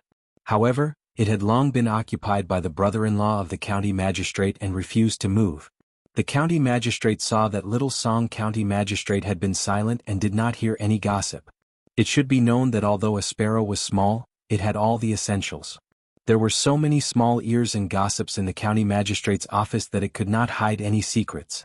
This made the county magistrate very relieved and felt a little guilty for the first time. He took the initiative to set up a bridge and rented a house for Little Song County Magistrate in a quiet place in the nearby county magistrate's office. The young man did not refuse, nor did he mention the rent. Instead, he carried the etiquette of a junior and paid a very grand visit. He called the county magistrate's wife, who was in her early 40s, sister-in-law. He called the woman who was known for being mean until her bones were lighter. He pulled the handsome young man's sleeve and asked about his well-being. The county magistrate, who was used to romance, did not care. In order to leave Ningzhou, Magistrate Liu of the neighboring county generously let his beautiful wife open her collar and let the county magistrate reach his hand in. It was called charcoal fire for warmth. How could it be compared with natural breast warmth? Unfortunately, the county magistrate was very impartial and still let another county magistrate go to the neighboring county. However, Magistrate Liu did not draw water with a bamboo basket. It was said that in the end-of-year political performance evaluation, a county magistrate who had been in the middle would have a high grade. There was also a postscript which said that the county magistrate had a strong character and integrity. The county magistrate of Wuxia was not surprised by this kind of thing. He only felt that this foreign boy was somewhat interesting. He was so experienced that he did not seem like a young official at this age. If the young man surnamed Song came to live a peaceful life, then everyone would gather firewood to give him a peaceful life. If he dared to stir up the water, then don't blame the local snake for biting the dragon that crossed the river to death. Fortunately, the young man surnamed Song and named Kelly was very clever, so Wuxia County was still a happy situation. Chapter 881. Commandant Xiao Song didn't seem to be particularly diligent in government affairs. He often took his delicate and pretty page to ride out of the city to admire the snow, leaving early in the morning and returning late at night. Most of the time, he begged for food from the woodcutters and hunters in the countryside. He just had to make do with it. The military officers of the 6 branches of the county yamen all said that although Master Song was a scholar, he didn't have the finicky temperament of a scholar. After spending a month together, a few of the old ruffians who had no one to rely on discussed it with. They brought good wine, good meat, and a few new fox furs to the residence of the new commandant. Within a few days, these ruffians began to take a dozen or so of their trusted brothers to openly take up the job of guarding the largest brothel in the city. The ruffians, who had been taken over by a turtle dove, flew into a rage out of humiliation. Even the women in Wuxia County were valiant. Everyone had connections with the 7 or 8 ants in the mountains and forests, so there was no saying that the people didn't fight with the officials. The two sides fought on the street. If this kind of dispute was handled in the past, the county yamen would let the officials settle the matter, and then each of them would find their parents' backers to sit down and drink wine, eat meat, give gifts, and talk about friendship. Whoever's backer had more weight would win. However, it was true that Commandant Xiao Song was easy to talk to, and he was quite protective of his own people. He waved his hand and ordered the brothers of the torture chamber to hold spears and put on armor to support the barracks. Although these guys looked no different from bandits without their official skins, their helmets were crooked and their spears were rusty. When Commandant Xiao Song ordered them around, he didn't have the habit of moving his mouth or running his legs off like a military officer. Without another word, he took out the salary that he had just received and gave it to the torture chamber. As a result, the ruffians who didn't have the advantage in numbers were beaten until they cried for their parents. There were countless onlookers on the noisy street, and they all felt that the scene was new. Although many people felt that the new commandant was jackals of the same lair as the old officials, and they sneered in their hearts, after all, the whole city knew about Commandant Xiao Song's reputation. Later, a local ruffian who was a disciple of a big gang in Ningzhou came out in person. He wrapped a knife in cotton cloth and swaggered through the streets. The underlings encouraged him and threatened that their big brother would go to the house to ask for an explanation. However, after this hero, who was nicknamed Desperate Lulang in Wuxia County, entered the house 2 hours later, he came back drunk and smelled of alcohol. He held a bamboo skewer in his mouth and sliced meat. When others asked him about it, he just smiled and did not say anything. 3 days later, everyone suddenly realized that the officials and bandits were in the same nest. Lulang was recruited into the torture chamber by the county commandant and became a small leader. He did not take away anyone's position. Instead, it was the county commandant who added another position. As a result, not only did the people of Wuxia County know about the young official surnamed Song's family, but they also knew that this guy's table manners were very ugly. Unexpectedly, County Commandant Song overstepped his authority. The county commandant and the old county commandant did not say anything. Only the close relatives of the two families knew that the county commandant, who liked to be elegant, had a new calligraphy and painting hanging in his house.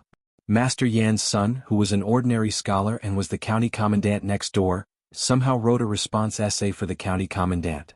This was a rare scene of newlyweds in the officialdom. Wuxia County Commandant Song had no choice but to start paying attention to this young county commandant Song. As it was nearing the end of the year, there was an endless stream of rich people who went to the house to send gifts. Song did not refuse any of them. Just the gifts he received were enough to make him a fortune. However, everyone knew that these gifts were not for nothing. Favors should be returned. In the future they would have to return them one by one. If they did not return the favor, they would be breaking the rules. Even if it was a light punishment, they still did not know the rules. Although Wuxia County Commandant was a small county, there were many trivial matters.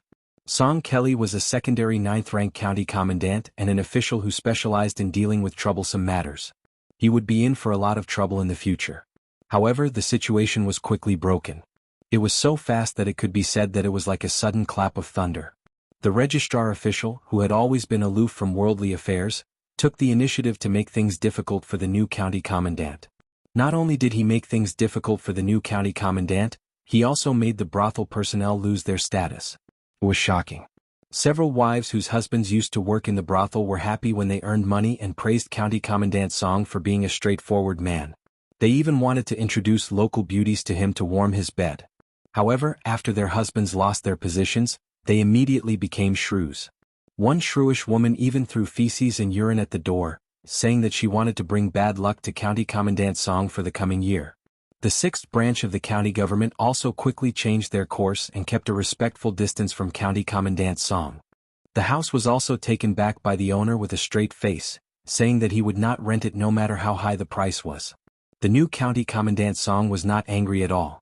He cleaned up a side room in the back hall of the county government, close to the stables. However, the horse dung piled up several feet high and no one cleaned it, so he had to clean it up with his errand boy. The county commandant and the registrar official narrowed their eyes and watched the show from a distance. They were calm when they saw Song Kelly stinking, but the errand boy was crying non-stop. The two masters looked at each other and smiled. At first, the county commandant's wife felt some pity. In fact, she felt that it was a pity that she could no longer take advantage of that elegant and handsome boy.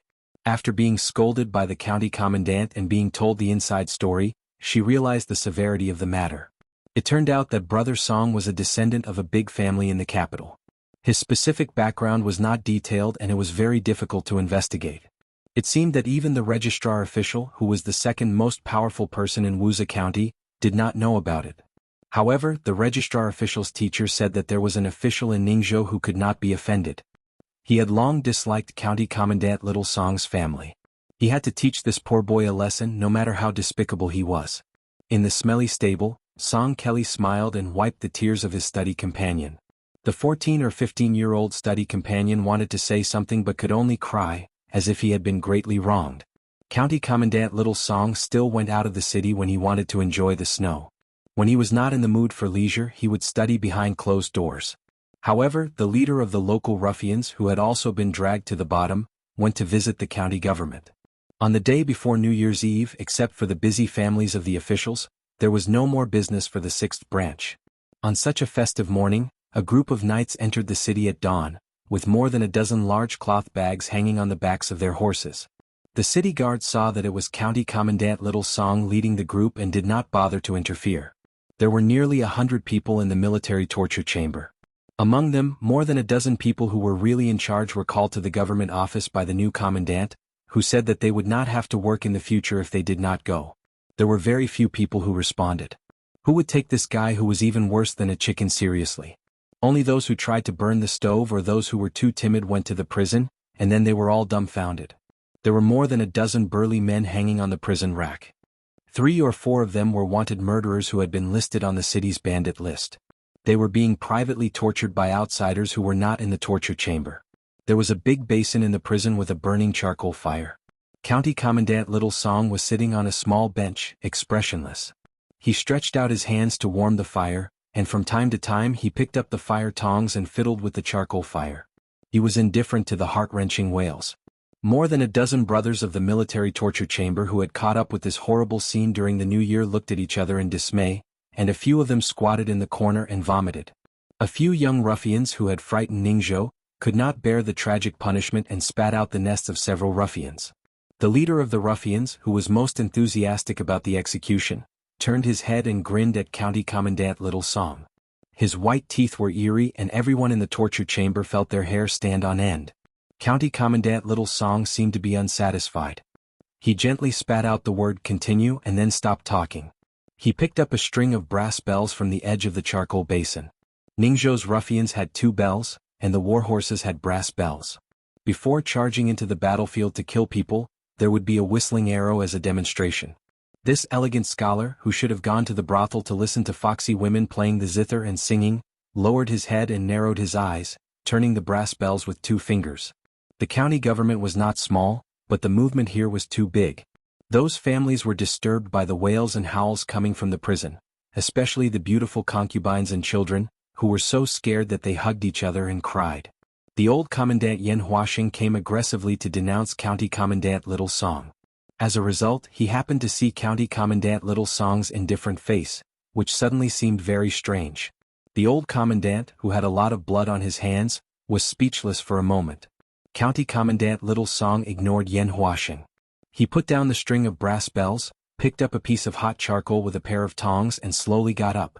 He walked towards a famous and strong horse bandit. The man was already covered in blood, but his eyes were still cold and sharp. He looked fiercely at County Commandant Little Song. County Commandant Little Song chuckled and said, "At the end of the year, this year's debt will be paid back this year. The people who owe the debt will pass the New Year's difficulty. That's why there is the saying of the end of the year. You didn't study, so you probably couldn't study even if you wanted to when you were young. Perhaps you don't understand this principle and this can't be blamed on you. However, it's right and proper to pay with one's life for one's life. I'll give you one last chance. As long as you tell me the nest of any of the 14 ruffians in Ningzhou, I'll let you die more comfortably." The old commandant swallowed a mouthful of saliva. How could this kind of execution be reasonable? Since they had become ruffians, especially those who had worked hard to make a name for themselves and had families to feed, they had no choice but to be extremely loyal. It was as difficult as ascending to the heavens to make them speak. Moreover, if one was caught, even if they received the reward, they probably wouldn't have the life to spend it. There were dozens of Ningzhou commandants, and there was no lack of previous examples of ruffians who had entered the city in disguise and killed their entire families. In the future, everyone would turn a blind eye. It was good to be an official, but one had to be alive. The ruffian was indeed unyielding. He spat out a mouthful of blood on County Commandant Little Song's face. The leader of the ruffians was about to teach this strong man a lesson. Unexpectedly, County Commandant Little Song waved his hand and said indifferently, "Pry open his mouth." The ruffian's mouth was pried open by the two men. County Commandant Little Song raised the tongs and slowly squeezed the charcoal into the ruffian's mouth. There was an ear-piercing sizzling sound in the prison. Even the old Commandant Yan Huaxing felt a chill run down his spine and wanted to vomit. Without waiting for the ruffian to die, County Commandant Little Song turned to pick up the charcoal and walked to the next bandit. "I forgot to say earlier, but after you tell me, I, Wuxia County Commandant Song Kelly, promise that after you die, if you have a family, I will protect your family and keep them safe." Chapter 882. The horse-faced man hesitated, but he didn't have to pry open his mouth. Junior Commandant Song, who had always been a patient person, directly used the poker to poke the middle-aged man's mouth. There was no chance for him to speak. Pulling out the poker, Junior Commandant Song turned around to pick up the fire again. The third man who was approached by this evil man was scared out of his wits. He immediately said in a trembling voice, I'll tell you everything." Song Kelly frowned and then said softly, "I suddenly don't want to hear any more. I'll be able to find those lairs if I spend some time and effort. In fact, you deserve to die. Blame the world and the officialdom. You're nothing." The man who could still laugh sinisterly after enduring several tortures sobbed and said, "Sir, I beg you. As long as you can protect my family, I will tell you everything I know about the two places that are the biggest names in the world. I'm begging you." Song Kelly threw away the poker. The page boy who had been crying in the stables had been silently taking notes. At this moment, he trotted over and squatted in front of the horse with the paper in his hand. He laid the paper flat on his knees. When he looked up, his eyes were cold and hard, showing no signs of weakness. Song Kelly sat back on the small stool next to the brazier and pointed at the leader of the ruffians who had only been violent in Wuxia County. He turned to Yan Huaxing and smiled. Commandant Yan Qiao and Brother Xianxia were out enjoying the snow when they ran into this group of horses. They were tied up and brought back to the county yamen. It's almost the new year. I didn't want to trouble the brothers in the torture chamber too much, but I was also afraid of being labeled as a criminal, so I asked you to come and take a look. But tomorrow the bodies of these bandits will be hung on the city wall, so I'll have to trouble the torture chamber. Also, I'm guessing that many of the famous horses are actually in the city. Who knows, they might have some connections with some of the esteemed lords in the city. When the detailed list comes out later, I'm afraid that I'll need Commandant Yan's help to pass on the message that Song Kelly has just arrived in Wuxia County and is embarrassingly short of money. Therefore he can only burn this list. Treat it as a gift for the villagers. Harmony breeds wealth and everyone will have a good new year. Commandant Yan, will it trouble you?" Yan Huaxing shook his head like a rattledrum. "It's no trouble at all." Chief Song had returned to being a gentle and refined scholar. He said with a pleasant expression, "I've also informed Chief Yan that Song Kelly will not be spending the new year at the county yamen. He has already asked Brother Xianxia to rent a small house on Taoran Street." Yan Huaxing, who originally thought that he was about to stir up trouble again, felt his heart tighten. However, when he heard that it was such a small matter, he felt relieved. He immediately squeezed out a smile and said, It's fine. I'll pay Commandant Song a visit later. If the New Year's Eve dinner isn't ready, I have a chef that I know. His culinary skills aren't bad and he's ranked among the top in Wuxia County. I'll have him cook for Commandant Song tomorrow. With the horse gang's good start, the prison finally quieted down. The errand boy wrote quickly and finished recording. Without waiting for his master to say anything, he took out a piece of paper and wrote a relatively simple list. After he finished writing, he blew on the ink gently and handed it to the old commandant who had a complicated expression on his face. Commandant Xiao Song slowly stood up. Everyone in the torture chamber took a few steps back in fright. Chief Song said softly, "Today's matter can be considered a confidential matter between the county yamen and the torture chamber. Brothers, just take it seriously." The group of people nodded vigorously. Only then did Chief Song look at Yan Huaxing. "See Chief Yan off." Yan Huaxing hurriedly said, "No need." However, Song Kelly still saw him off to the gate of the prison. When he turned back, there were only a few trusted brothers who had exchanged their lives with Brother Shihu, as well as a handsome young errand boy who impressed Brother Shihu. Brother Shihu looked at him inquiringly. Song Kelly nodded. There was a burst of unwilling and hurried howls in the prison. After that, it was completely silent. Standing in the stinking room full of corpses, Song Kelly asked, "Can you really find 40 or so clean bandits in Jianghu?" Brother Shihu rubbed his hands and chuckled. "Don't worry, Chief Song. Although I don't have many connections in Ningzhou, they are very reliable. Those people were originally outlaws with similar moral integrity.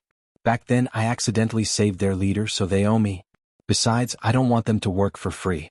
As long as they are paid well, they will even try to kill their way into the government office, let alone killing horse gang in the mountains for rewards.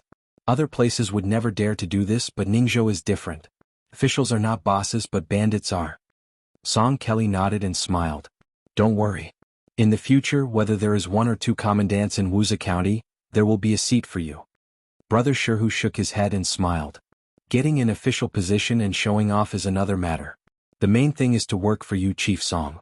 In one word, it is delightful. Not long ago, a wandering fortune-teller told me that the great benefactor in my life would be surnamed Song. Damn it, he didn't lie to me. At that time I was not willing to give him a reward. Now I feel very guilty." Song Kelly did not comment. "Tomorrow is New Year's Eve.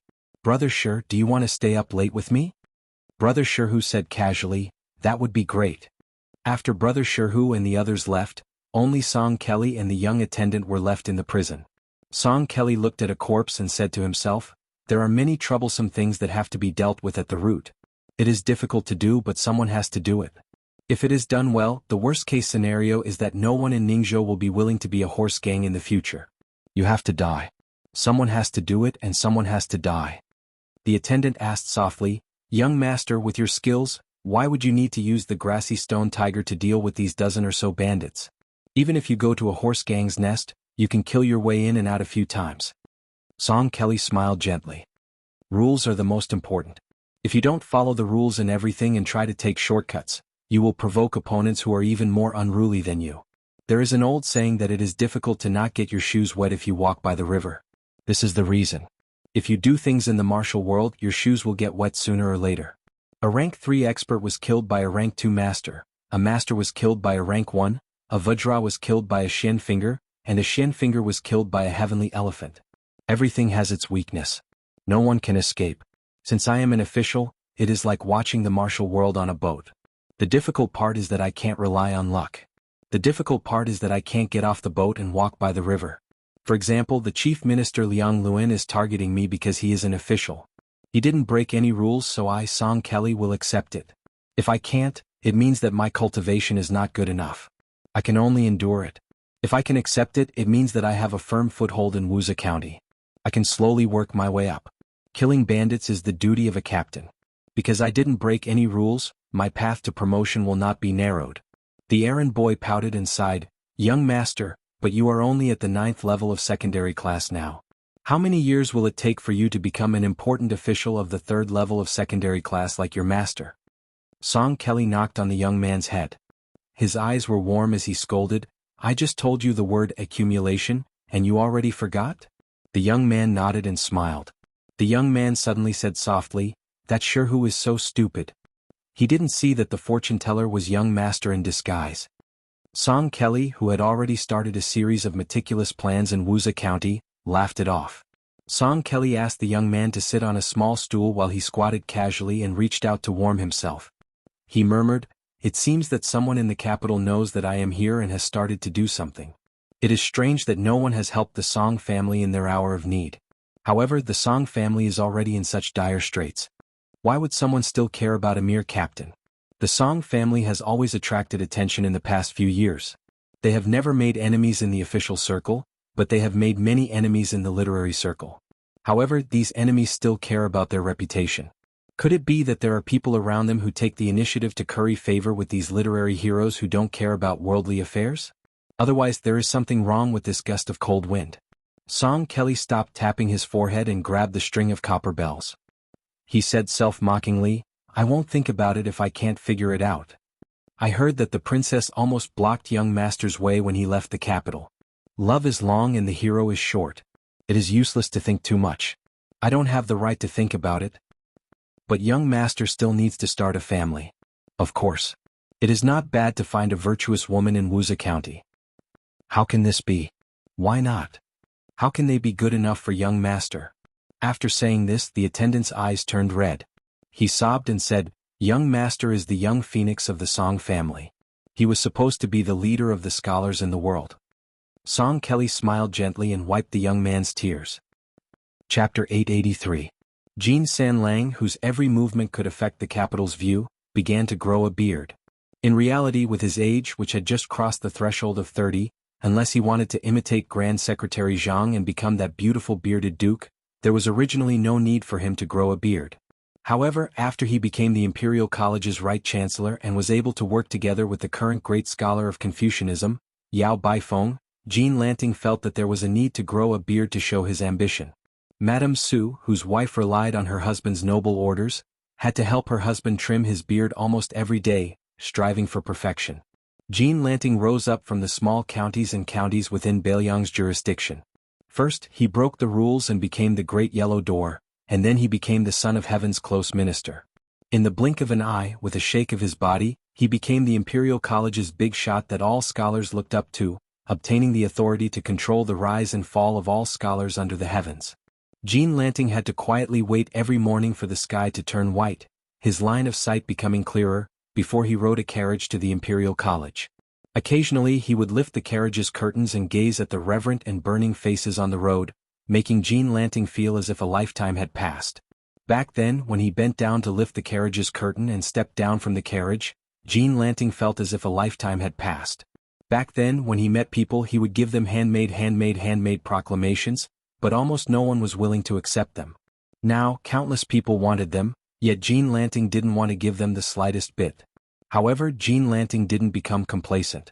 After living in the capital for more than 2 years, he had seen many farces of sudden wealth and sudden loss of power. For example, the Song family's 3 outstanding talents, 2 senior and junior teachers died of anger and 1 resigned from his position. The Song family's young phoenix, who used to need Jean Lanting's milk to curry favor with, completely faded out of the court's view. The more Jean Lanting knew about the treacherous situation in the imperial court, the more he cherished the few nobles he had when he was dormant and bowing his head. The former left Chancellor Huan Wen, who was a pillar of the nation, was rarely willing to accept the proclamations he sent.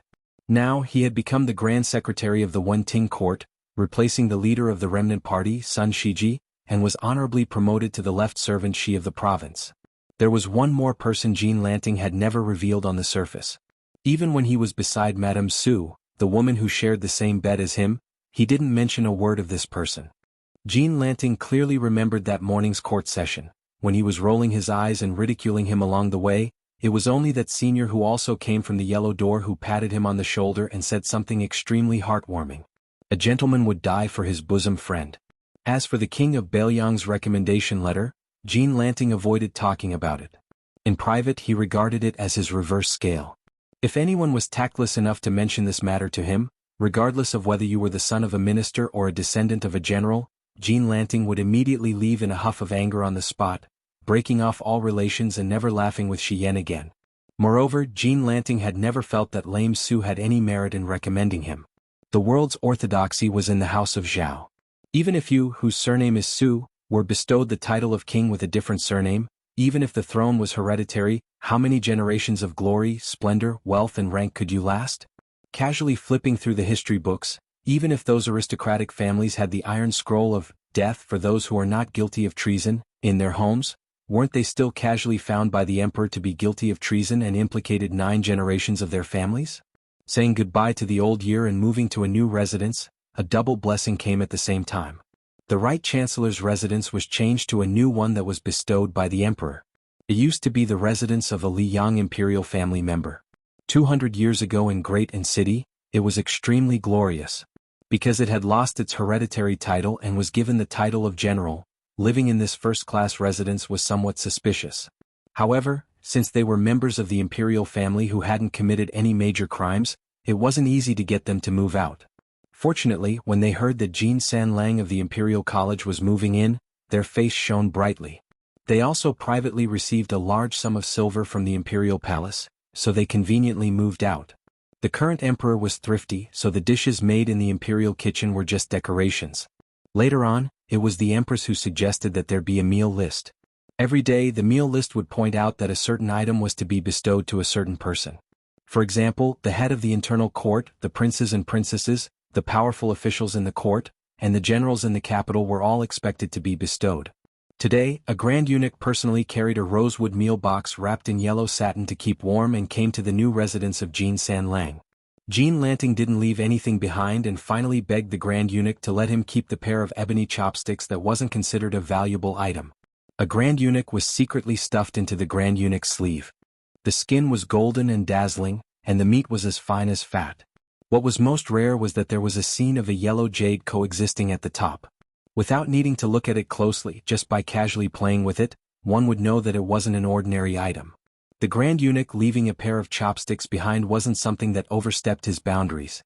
However, if the news of Jin Sanlang gifting an item that he liked spread out, not only would it not attract the stain of corruption, but it would also greatly improve his reputation.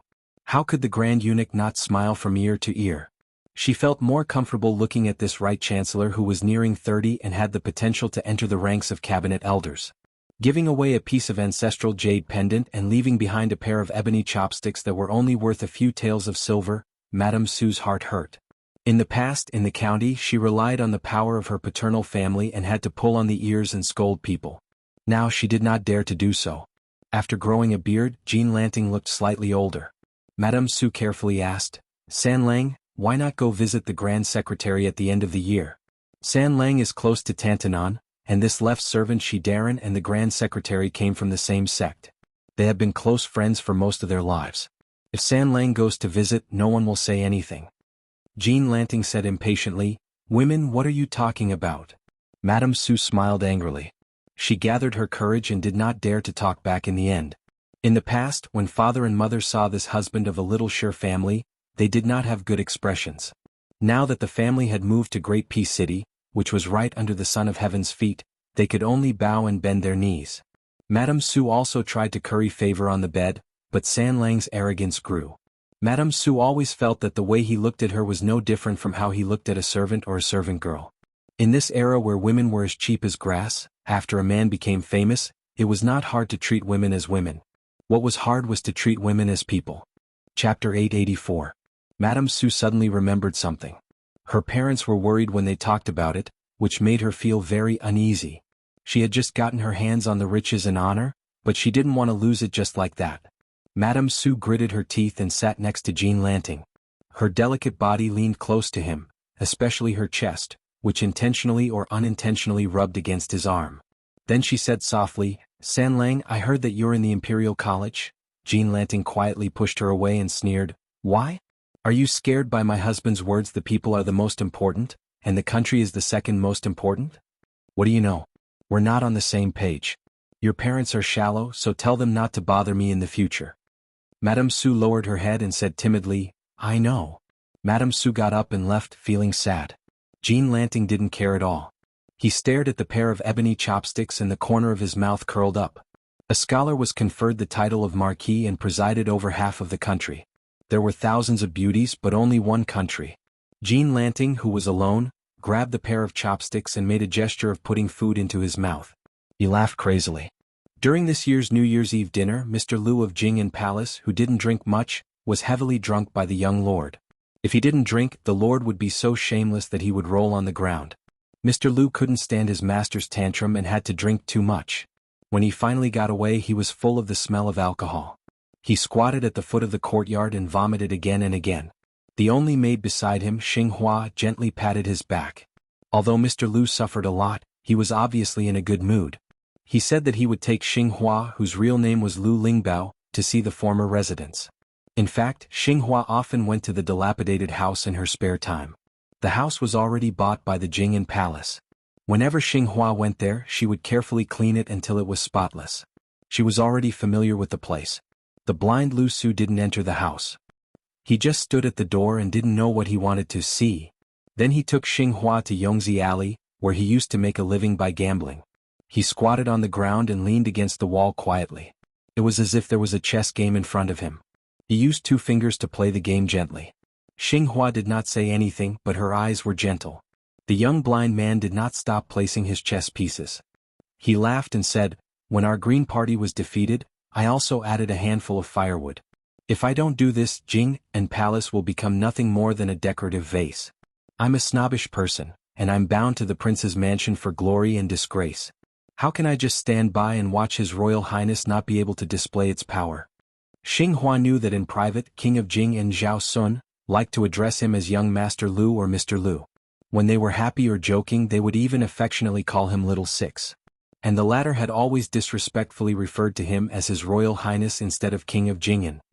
If the Lu family wants to leave, Xiangfan City can't stop them. But it's not difficult to trip them up.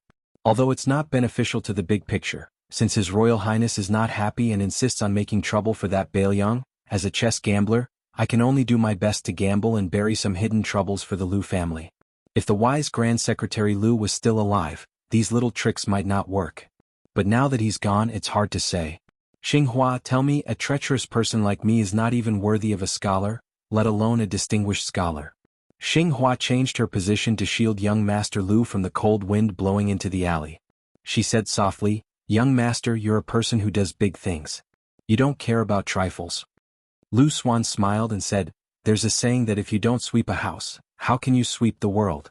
And there's another saying that a person who does big things doesn't care about trifles. The ancient books and ancient sayings really make the later generations confused. But I'm a blind man, so I can only rely on you to sweep the house." Xianxia rolled her eyes. "I'd be happy to." Lu Xuan reached out his hand as if the wine had boosted his courage. He wanted to touch Lu Lingbao's smooth cheek. But when Lu Lingbao moved closer, he had already retracted his hand. He said softly, "We're lucky to depend on each other. Try to live a few more years." Lu Su leaned his head back against the wall. "You blind man." Xianxia suddenly lowered her voice and said, "Young Master Lu, if you want to go to Bailiang, Lu Lingbao will protect you even at the cost of her life." Lu Su was stunned. He shook his head and smiled. "I have my own plans. It's good here."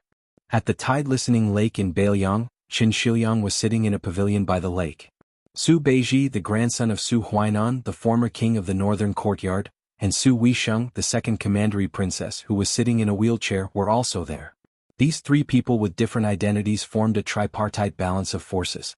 Su Weisheng, who was in charge of half of the intelligence agents in Bailiang, said calmly, "I have a message for you. The Empress of Beimang has only brought 1 person to the border of Bailiang." Su Beiji said, and soon revealed the secret. "It must be Tuoba." Qin Shiliang frowned and asked, "We can't kill him." Su Beiji smiled. "Of course we can kill him.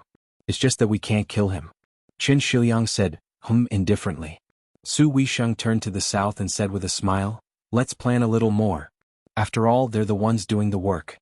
Although Su Beiji had already been appointed as a local official, he rarely had the opportunity to come to Qingliang Mountain, and there were often rumors of him toasting with scholars, unlike Qin Shiliang, who from beginning to end lived in the deep recesses of the prince's mansion, racking his brain.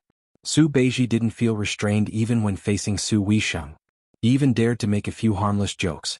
For example, he said lazily, "I heard that His Royal Highness has tried his best to abduct many important people to come to Bailiang to work as coolies. He's really capable. If I were to say with His Highness's looks, it's not difficult to deceive some ladies. I didn't expect him to be so good at deceiving men." Qin Shiliang was expressionless. He turned to look at the tide-listening lake with its thousands of koi carps. Su Weisheng pointed at Su Beiji and Qin Shiliang and said bluntly with a smile, "Su Beiji, it's fine if you scold yourself. You even brought Qin Shiliang along. What's the point of killing 1,000 enemies and losing 1,000 of your own men?" Su Beiji laughed. "Princess, you don't know. I'm born with a black heart and thick skin. That's why I'm less injured than young Master Qin." Qin Shiliang shook his head helplessly. It was impossible to be friends with this guy, but even if he was an opponent he still couldn't bring himself to hate him. Su Weisheng muttered to himself, "New year, new cool, new atmosphere." Chapter 885. The next chapter will be published very late in the morning, so don't wait for the update. The gates of northern Liangdao and Liangling prefectures were opened wide. Almost at the same time the gates of the cities were loosened. Not only were scholars able to enter northern Liang in a single file, there were also people from all walks of life, crooks mixed in with honest folk, who all headed towards northern Liang. A troop of cavalrymen quietly entered Lingzhou from the Mizang Mountain Road, which was adjacent to the Kuei Gate and the Sword Pavilion. There were only 5 or 6 people in the troop and they were all men. The horse and courier routes were gradually shrinking, and were no longer as prosperous as they were during the spring and autumn period. However, the Mizang Mountain Road between Shu and Liang still cost a lot of money every year, and it was perfectly repaired, even better than during the spring and autumn period. To the merchants of both places, this was nothing but a great fortune. However, in the eyes of some people, the difference between the Beiliang cavalry going south and the elite Shu army going north was only a thin line. The troops stopped on a mountain with a broad view and looked south. The old man in the lead pointed at the Sword Pavilion and smiled. Originally, according to Yishan's plan, thousands of light cavalrymen would be under the control of Wang family's father and son. Added with the 6,000 elite warriors hidden in Mount Qingqing, if we really wanted to annex the Central Plains, or if the imperial court pushed us too hard, not to mention anything else, the western line of western Shu and southern Zhao would be under our control within 3 months. However, since Qin Jibao went to Shu alone, even though he hasn't been crowned as the king of Shu and is still the minister of war as long as he goes to Shu for a few years in the future, this break Beiliang will be like a man with a sore under his armpit. We can't catch it but we can't not catch it either. It's so uncomfortable. Other than the hunchbacked old man, there was also Crown Prince Su Fengnian, Northern Liang's new cavalry commander Yuan Zuozong, and Han Laoshan and Su Yanbing, who were about to become Lingzhou's deputy general. They stopped side by side and looked towards western Shu. Su Xiao rode his horse to the peak of the mountain road in the Mizang Ridge. Ever since he had put on the red fox fur hat on the warship at the Spring God Lake, he had never taken it off again. Su Xiao turned his horse around. "Previously, when Lu Qiu introduced me, I also met the fascinating old general of southern Tang, great ancestor Gu. From him, an outsider, I learned that our Beiliang's territory is not big and there are so many things to pay attention to. According to great ancestor Gu, the roads of Beiliang can be divided into 3 regions and 14 terrains. According to great ancestor Gu's teachings, Beiliang occupies the upper reaches of the world and is connected with the aura of all places. It can control the fate of the world. In the past, I only heard from Yishan that after Beiliang was unified by the Great Qin, there were a total of 1,281 wars in history. However, Yishan doesn't believe in the supernatural. Moreover, I also know that Yishan doesn't approve of Beiliang invading the Central Plains with the momentum of a lion hunting a rabbit and causing the Central Plains to be filled with smoke. Therefore in these years he has not lived happily." Su Fengnian, who wore a Beiliang saber at his waist, smiled and said, "Master always said that the talents of the world must be controlled by knowledge. Only then can one's heroic spirit be restrained and one can take advantage of the situation to achieve great things. This is a genuine effort. Not to mention your notoriety in the Spring and Autumn War, just the background of our Su family alone is enough to make it useless even if that old faker Huang Sanjia comes up with some auspicious omens. The scholars and the people's hearts will not lean towards the Su family.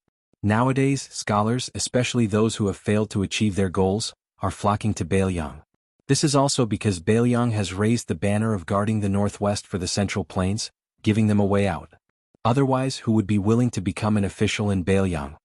Su Xiao raised his hand and used the horsewhip to push up his leather hat. He chuckled and said, "Who asked father to be born a few hundred years earlier?" Yishan said that he was born a few hundred years later, allowing the scholars of the world to gain power and completely destroying the foundation of the great and powerful clans. They would no longer be as demanding as they are now regarding the legitimacy of the emperor's orders. That would be a great era where anyone could sit on the emperor's throne. As for the common people, who would care what your surname is? As long as you give them a peaceful life, they will recognize whoever you are. They don't care who sits on the dragon throne and who doesn't. But speaking of which, your father only has some prestige left in the military. Not to mention the Central Plains, even in Beiliang, if one day we are crushed into pieces by Beimang's Iron Horse cavalry, if there is someone in Beimang who can govern the country well, most of the common people will completely forget about the Su family's 20 years of guarding their homes and courtyards. Speaking of this, father feels that the victory in the Battle of the Western Fortress was a fluke. In the Central Plains, the remnant citizens of West Chu who want to restore their country are truly inexhaustible. They advance dauntlessly, wave after wave, as if they don't know how the word death is written. In the future, it will be very difficult to rally the people's hearts. Our Beiliang, not to mention West Chu, even compared to Western Shu, is still far behind. This is all father's fault. He made do with conquering the world immediately, but after he dismounted, he became careless. In the end, governing the world is the ability of scholars. They are the best at it. Father didn't think so in the past, but now I have no choice but to accept it. When father was young, he suffered too much from them. Every time I see their sanctimonious faces, I can't help but want to beat them up. So in the future, when we interact with scholars, it will depend on you. Don't learn from father. You must have a good temper. Chapter 886. Su Fengnian nodded with a smile. Yoshi Plateau, Yubei Plain, Liangxi Corridor, Chilian Mountain, Longdong Longxi, Helan Mountain, and so on. There are a total of 14 places. Since great ancestor Gu has carefully divided the Beiliang theater of operations, I will have a clear target when I arrange my trusted generals. Then I will slowly encircle the scholars who are in charge of political affairs. Each of them will perform their own duties. With the brave soldiers guarding the border, it will not be easy for Beiliang to fall into chaos. There must be a lot of Zhao's spies and the scholars rush to the north this time. I want to see how good they are at making trouble. Beiliang has the limitations of Beiliang, but it also has the unique advantages of Beiliang. As long as there are 300,000 Iron Horse cavalry, it is enough to protect itself. Except for Liangxi Corridor, which is a rich land, the other places are not rich and there is a problem of grain storage. The water transport in Guangdong has always been suppressed by the imperial court, but there are good generals and strong soldiers. Since ancient times, there have been many talents in the east and west rivers. Even Zhang Julu and other big shots in the imperial court are envious. To put it bluntly, even if we are hungry, we can beat the so-called soldiers outside of Beiliang until they cry for their parents. Su Xiao joked, "Oh, why do I feel that you have a little ambition to be a commander? I remember that when you were young, you always wanted to be a hero who would help when you saw injustice on the road. You have no interest in leading troops to fight." Su Fengnian calmly said, "Only when you have really walked through Jianghu, you will know that there is a limit to one's strength. Then the idea of being a hero will fade. Imagine that when the whip is used, tens of thousands of Iron Horse cavalry will swarm out. Who can stop it? Wang Xinji? Or Cao Changqing?" Yuan Zuozong laughed softly and said, "If it is them, they can still stop it." Su Xiao laughed heartily. He was very gratified that this adopted son of his could talk and laugh with the eldest son of his first wife. At that time, the 6 adopted sons were all high-spirited. Not to mention Lu Qiu, only the indifferent Yao Jian had some contact with his son, which made Su Xiao worry a lot. Among the adopted sons, Yuan Zuozong's temperament was not inferior to Chen Jibao's. White Bear could actually bow his head. Qi Dangua was almost willing to surrender to Fengnian, which was undoubtedly an unexpected surprise. The two retinues, Han Laoshan and Su Yanbing, looked at each other and smiled. In fact, the two of them were from the same sect as the spear immortal Wang Xiu.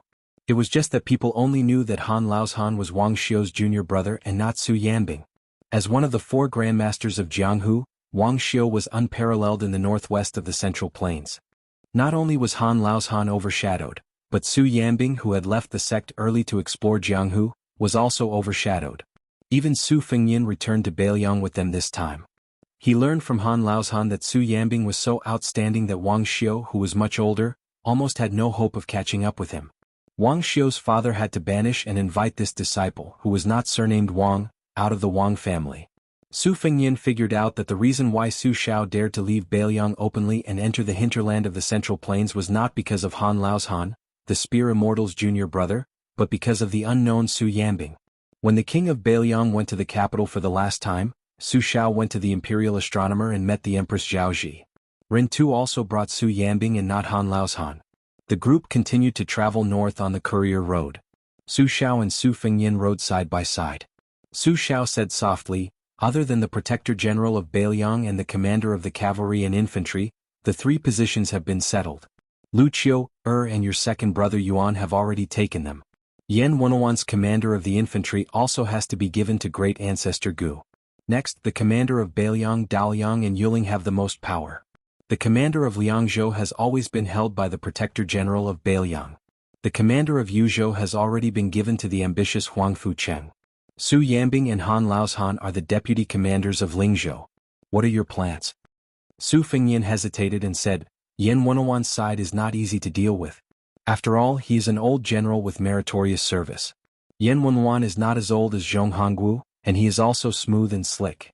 I plan to let Great Ancestor Gu take over Liangzhou's commander of Liangzhou from Lu Qiu, first. Wang Ji, the meritorious official who submitted his pledge of allegiance at Iron Gate Pass, and some of the capable generals of the Phoenix Battalion, will wait for these people to gain a foothold before we can make a move on Yan Wenwan. To be honest, if Yan Wenwan understands the big picture, even if I have to bear the infamy of burning the bridge after crossing the river and have to choose between Great Ancestor Gu and Yan Wenwan, I am still willing to let Great Ancestor Gu suffer and continue to let Yan Wenwan, this old general, stabilize the border. In any case, Great Ancestor Gu already has no way out.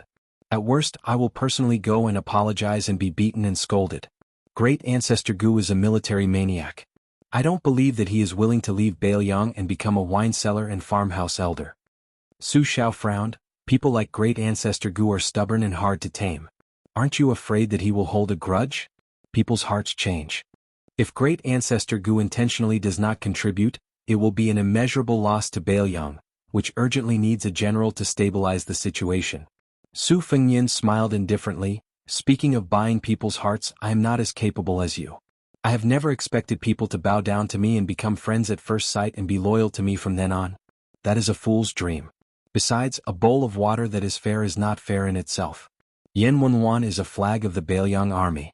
This flag can fall, but if the way it falls is dishonorable, just to let Great Ancestor Gu quickly become a new leader, the gains will not make up for the losses.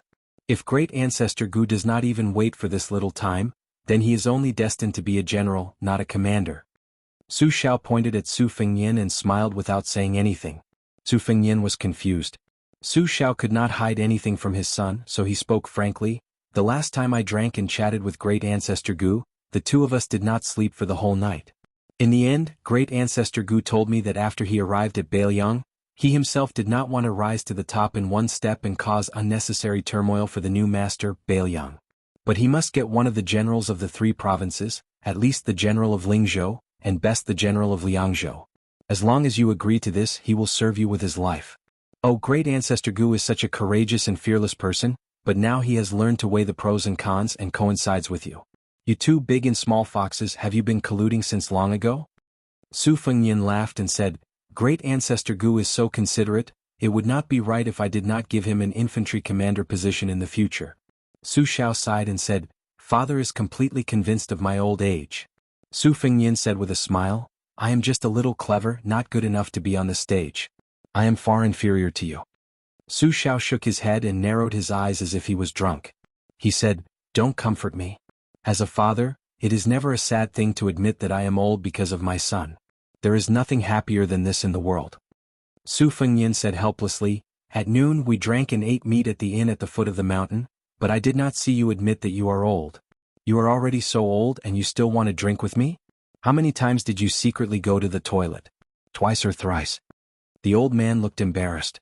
The old man then said with a smile, "When we go back to the border and meet that old woman who is protected by Tuoba, I will rely on you to keep up appearances."